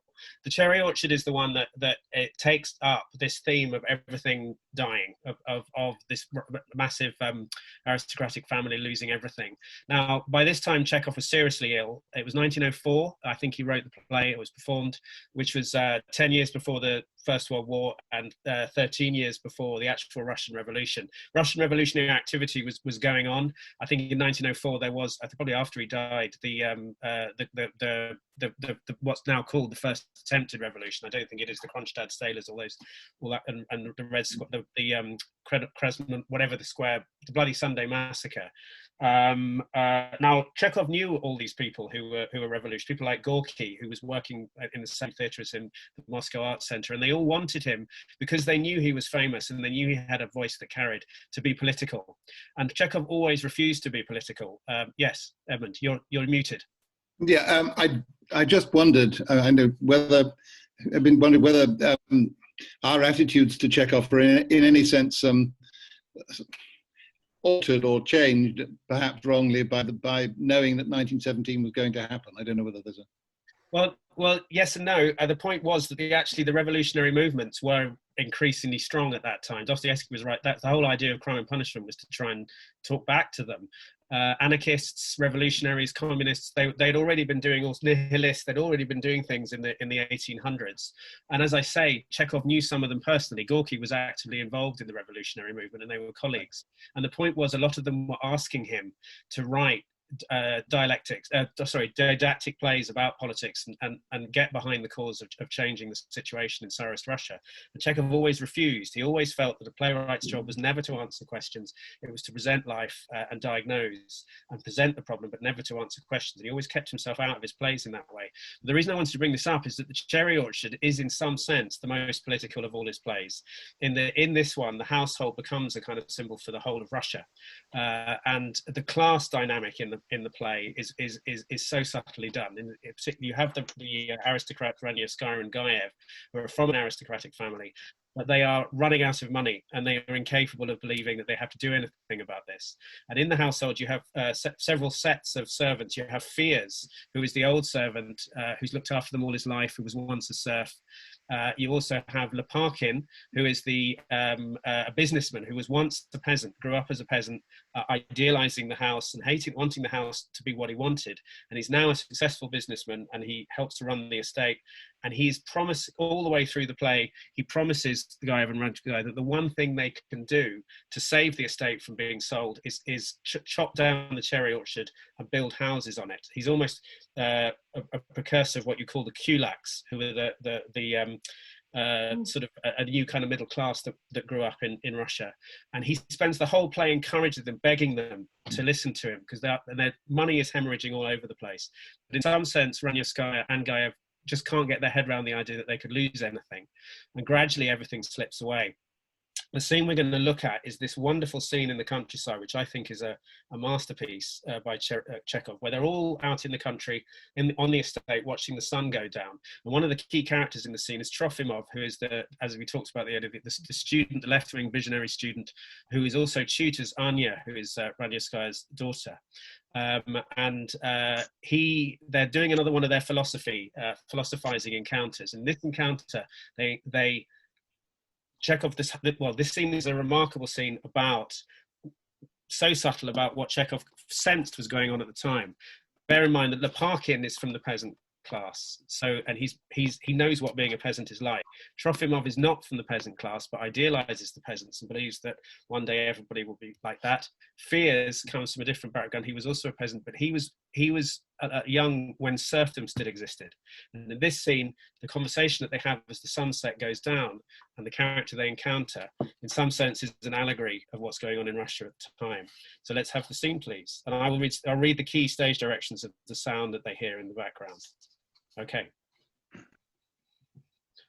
Katya, tell us about the planets, their safer ground.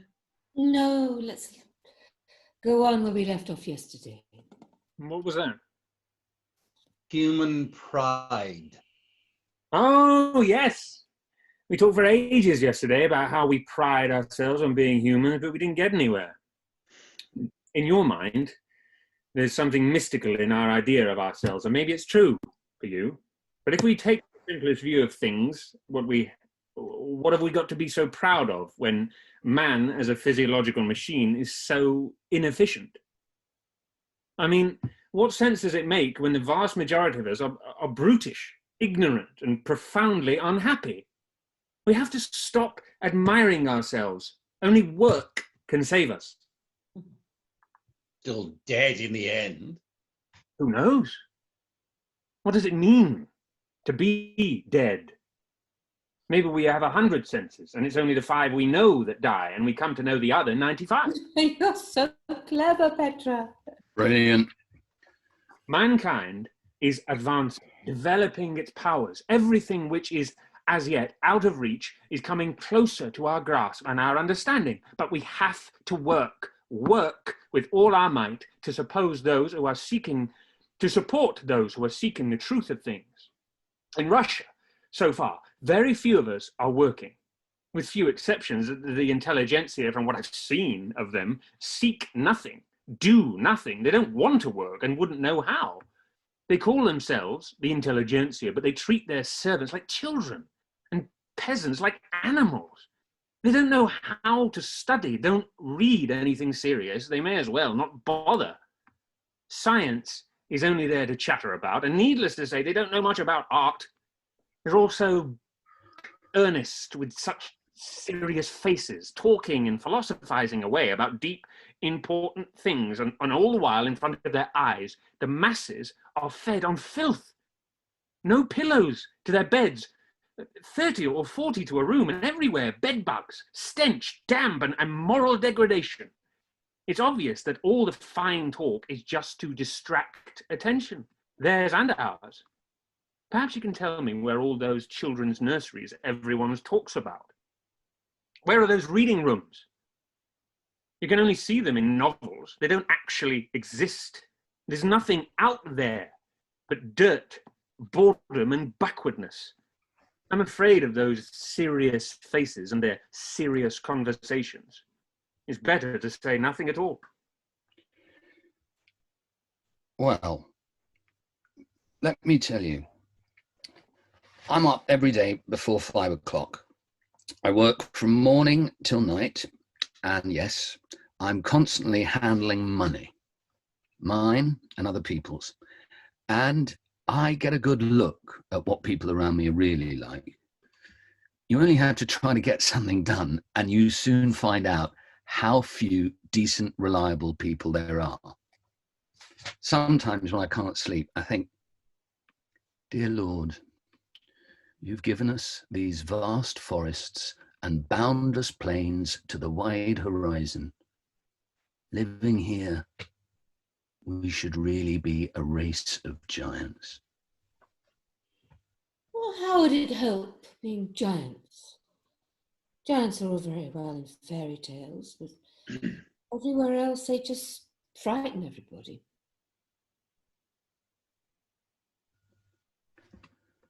There goes. Yeah.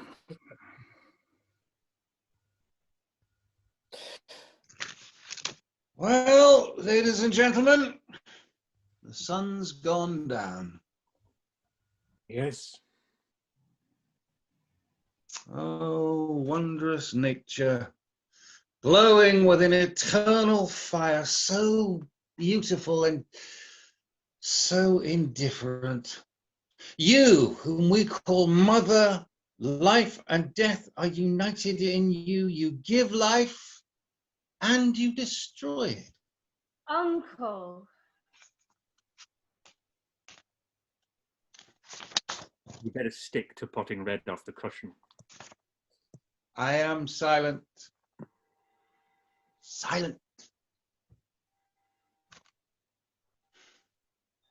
They all sit, lost in thought, silence. All that can be heard is fears muttering quietly. Suddenly there is a distant sound, as if from the sky, the sound of a breaking string dying away, sad. What was that? I don't know. A cable broke some way off. In the mines, but far, far away. It could have been some kind of bird. Something like a heron. Or an owl. There's something sinister about it. I don't know why. It was just the same before the disaster. The owl shrieked, and the samovar wouldn't stop moaning. For what disaster? The freedom. Well, I say we should go in. The evening's upon us. Tears in your eyes. What is it?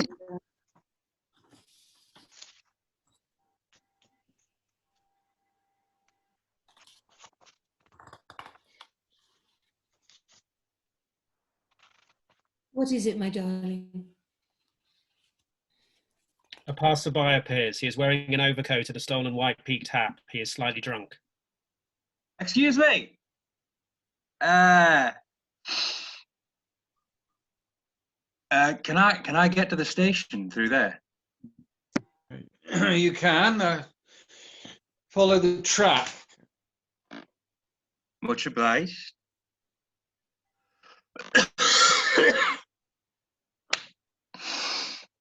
Wonderful weather.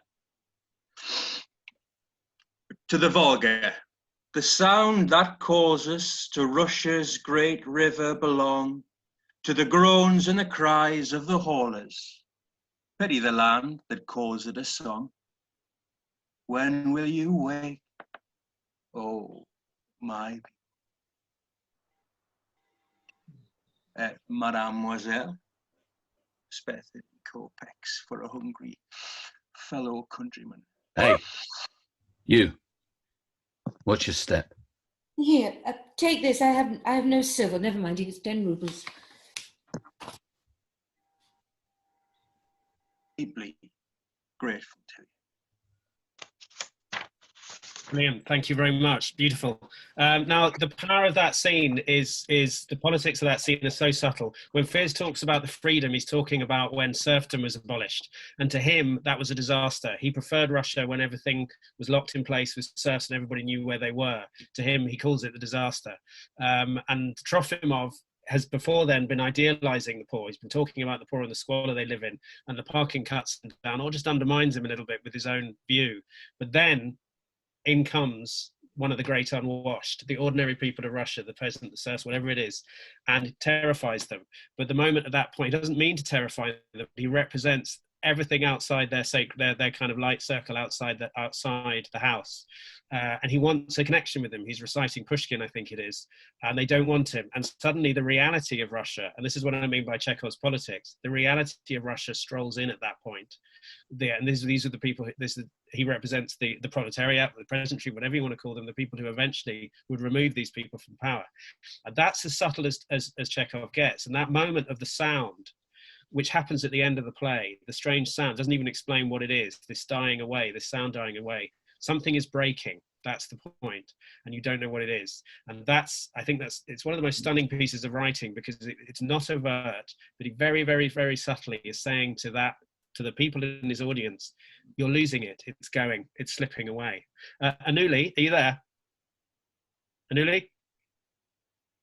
Okay, no, sorry. So Anuli, if you can hear me, you're playing Anya in the next section. So there we go. Okay. So the next scene that we're going to see, the play moves on. The third act, which brilliantly is a dance. They're all having a dance while the estate is being sold, and Lopakhin comes back with Gaev. They're all waiting to hear if the estate is being sold on auction, and in he comes and he reveals what has happened. So let's have the scene, please.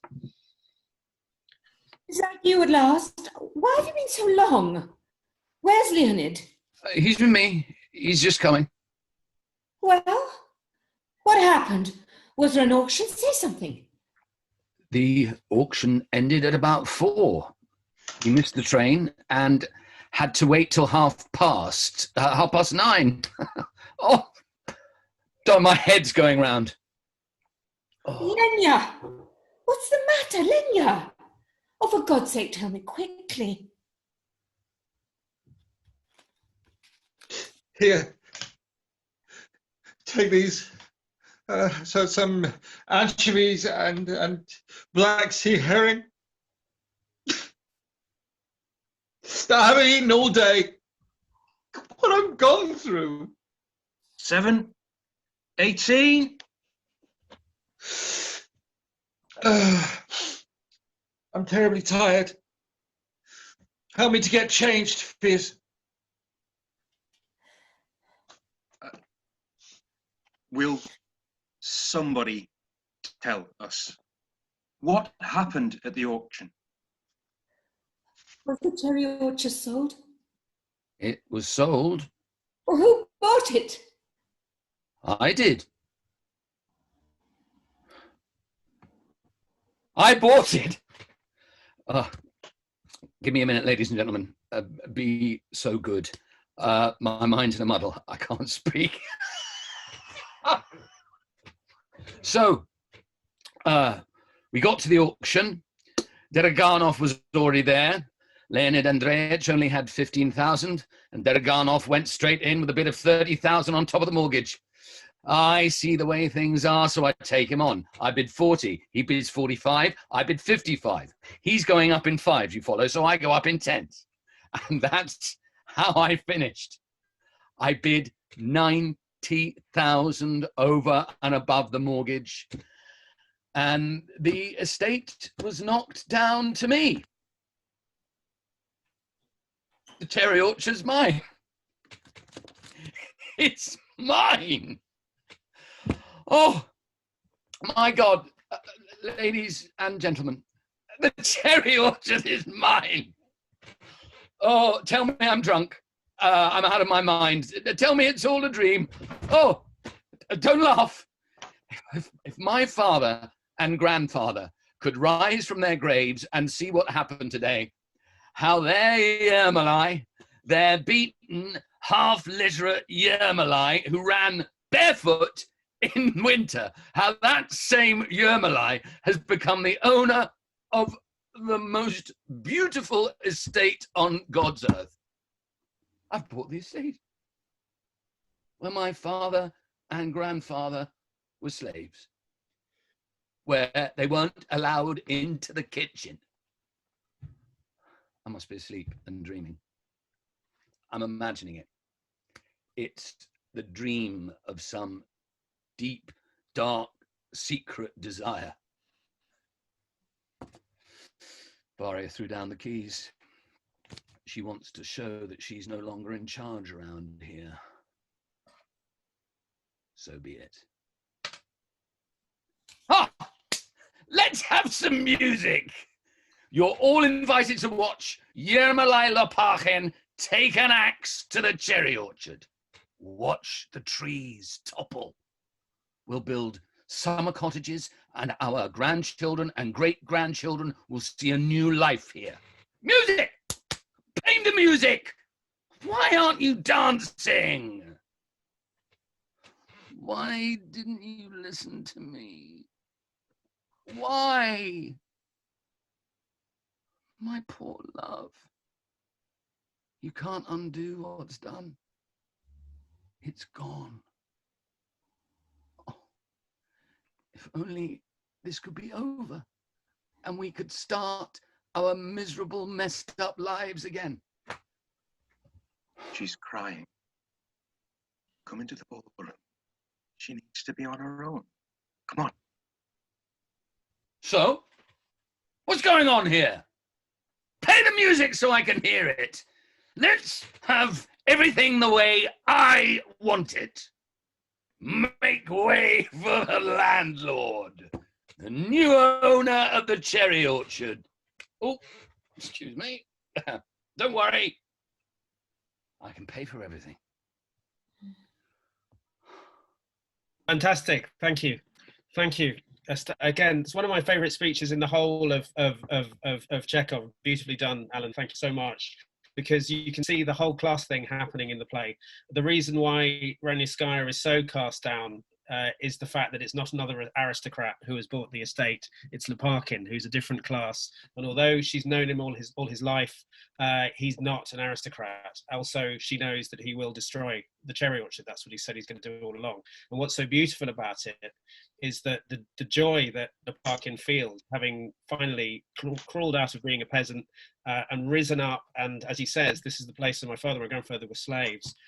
He knows he's just going to destroy something beautiful, and that's the heartbreak of it. And I've always believed that deep down, Lopakhin has always been in love with Ranievskaya. And yet again, but what Chekhov is doing so beautifully in that scene is showing the whole class process. He's not a revolutionary, he's a businessman, but the allegory is that they're running out of money. The aristocracy are falling apart. They're running out of money. They're beautiful, they're wonderful, they're charismatic. Everybody's enchanted by them. But a new thing is coming, and Lopakhin is the beginning of that new thing. Ironically, Lopakhin himself will be thrown out by the revolution, which Chekhov couldn't have known. But that's the beauty of that scene. It's absolutely stunning because you're on his side, but you also see what he's going to destroy. So we're going to end the workshop with the final of the cherry orchard, which is where by this time they've all accepted the fact that the estate is going and they're leaving. Again, yet again, nobody dies, no one is shot. Instead, the family have to deal with the catastrophe of losing everything that they want. And this is the final scene. Now, Anuli was supposed to be playing Anya here, but I think she's unfortunately left us. Evelyn, have you got the scene there with you? Did you think you could just read Anya's line in that? And we'll just finish the act. Now, this famously, as I say, the glory of Lopakhin's speech is it's got an energy, it's got a life to it. Remember, this is the play that Chekhov insisted was a comedy. And again, all the characters are very funny. They're all very wistful, but underneath it is this extraordinary serious purpose. So we're now going to see the finale of the play. And this was the one where famously, as I said at the beginning, everyone was crying during the read through and Chekhov felt very awkward. So off we go. Well, we have to go. Yes. It's time, Mama. I'll get to the Ragulins today, so long as we don't miss the train. And you put your things on, we're going. On our way! My dears, my dear friends and loved ones, we're leaving this house for the last time. How can I remain silent? How may I not express at this moment of parting the feelings which fill my entire being at this moment? Uncle! There's no need, Uncle. Yellow, off the cushion, into the middle pocket. I am silent. So, come on, everybody. Hold off, my coat. I'll just stay here for one more minute. I never took the slightest notice of the walls and ceilings before, and now I want to look at them forever. They break my heart. I can remember being 6 years old one Trinity Sunday, sitting by this window, watching my father going off to church. Have we got everything? Looks like everything. Make sure you keep everything in order, Jeppe Hudolf. Not on me, sir. What's happened to your voice? I had a drink of water. I think I swallowed something. These country bumpkins. We're leaving, and there'll be no one left. Till the spring. What's the matter with you? Oh, nothing was further from my mind. All aboard, ladies and gentlemen. It's time now. The train will be in soon. Petya, there are your galoshes. And just look at the state of them. Let's go. Off to the train, the station. In, off, into the middle pocket, white off the cushion, into the corner pocket. Come along. We all here? No one missing? There's some stuff stored in here. Need to look it up. Lock it up. Goodbye, house. Goodbye, old life. Welcome to the new life. Well, that's it till spring. Come on, everybody. Come on, everyone. Goodbye.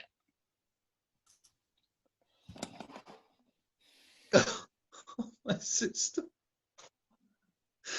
My sister. Oh, my poor, sweet, lovely orchard. My life. My childhood. My happiness. Goodbye. Goodbye. Mama! Hello! One last look round at the walls, the windows. Mama used to love this room. Oh, sister. Sister. Mama! Hello! We're coming! They go out. The stage is empty. There is the sound of all the doors being locked and then of the carriages departing. It grows quiet. Through the silence comes the dull thudding of the axe. It sounds lonely and sad. Steps are heard. From the door on the right comes Piers. He is dressed, as always, in jacket and white waistcoat with his feet in slippers. He is ill. Locked. They're gone. Forgot all about me. Never mind. I'll have a little sit down here. And Leonid Andreevich, I'll be bound hasn't put on his fur coat. Gone out in his light overcoat. I never look to see these youngsters.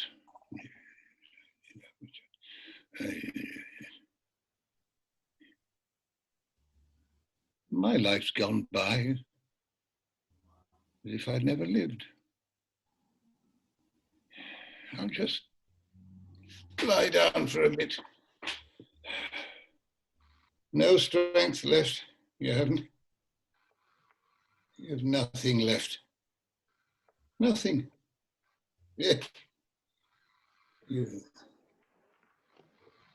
noodle. Sound is heard in the distance, as if from the sky. The sound of a breaking string dying away, sad. Silence descends, and the only thing that can be heard far away in the orchard is the thudding of the axe. And that's the end of the play. Thank you very much. Beautifully done. So you can probably see, obviously we didn't look at the humour in the cherry orchard, but there is humour even in that scene, the kind of pratfalls that they make. But you can see how beautifully Chekhov writes about the end of something there, the death of fears being left there as the old Russia. And they all go off to their different futures, whatever those are going to be. Bankruptcy for the aristocrats. Trofimov thinks he's going to have a wonderful revolutionary future. Lopakhin, the axe, chopping down the cherry orchard, they've barely left, and he's already taking the axe to it. And that sound that they heard out in the countryside, which is the sound of something dying away. And that, Chekhov was dead a few months after that. He didn't see that performance, I don't think. He was seriously ill. I think it was about 4 months or so he died after it. Sorry? No, just... All right. Yeah. So it was, and he was only something like 42, very, very young, an extraordinary man to have achieved all this. And yes, you can see basically as the plays progress, the characters lose more and more, and he gets richer and richer and deeper into his characters. And the only thing I'll say, I haven't really talked a little bit about the kind of Russian clowning tradition that means that these comic characters can also be tragic, and the way that he lets these characters revolve and interact with each other like symphonies or sort of jazz sort of events. The plays don't really have plots, they just slowly have a progression, and then everything is lost at the end. The last thing I would say is that the beauty of Chekhov, unlike in a sense with Strindberg and Ibsen where there's very clear points being made, is that Chekhov never judges any of his characters. Although you judge them, although terrible things happen to them and you feel for them and you care for them, at no point does he judge them. And even so, for instance, in the Seagull, although Arkadina and Trigorin behave very badly, they're not punished in the play. He was much more interested in trying to show the rhythm of life, and almost as he was a doctor, I think I mentioned the doctor, he wanted to diagnose people. He didn't want to say this is the right person, that's the wrong person, and any message that he had was more kind of was concealed. like Shakespeare, he disappeared into his plays. You don't get a strong idea of the authorial voice, but he does present to you the confusion, the loneliness, and the beauty and the humour of the human condition. And the characters are facing not big catastrophes like they are in Ibsen and Strindberg, but they're facing the slow creeping catastrophe of just not really knowing what their life is all about. And that brings us to the end of our Cherry Orchard workshop, our Chekhov workshop. I'd like to say thank you to everybody, all my actors, everybody, all of you have been absolutely stunning. Really beautiful work. Whenever I finish these workshops, you end up sitting there going, can we not just do these plays? Because you just go, there's so much wonder in them. And everybody has put so much effort into all these workshops, and I want to say a massive thank you. Thank you everybody for hanging on a bit later. This is going to be the last one for a while. Our plan is to come back later in the year. We didn't expect these to be quite so successful. We will be back later in the year. You've all frozen. Have I disappeared? No, I'm still there. So we will have more. Now he's disappeared. Now he's disappeared. Now I've really got, okay. I'm still here. I can still hear you. A big thank you. May we all get through this COVID-19 intact, and may there still be theatres on the other side. Things made me want to keep creating theatre more than ever. So huge thanks to everybody, and see you all. Thank you, Jay. Thank you, Jay. Bye. Thank you. Bye. Bye-bye.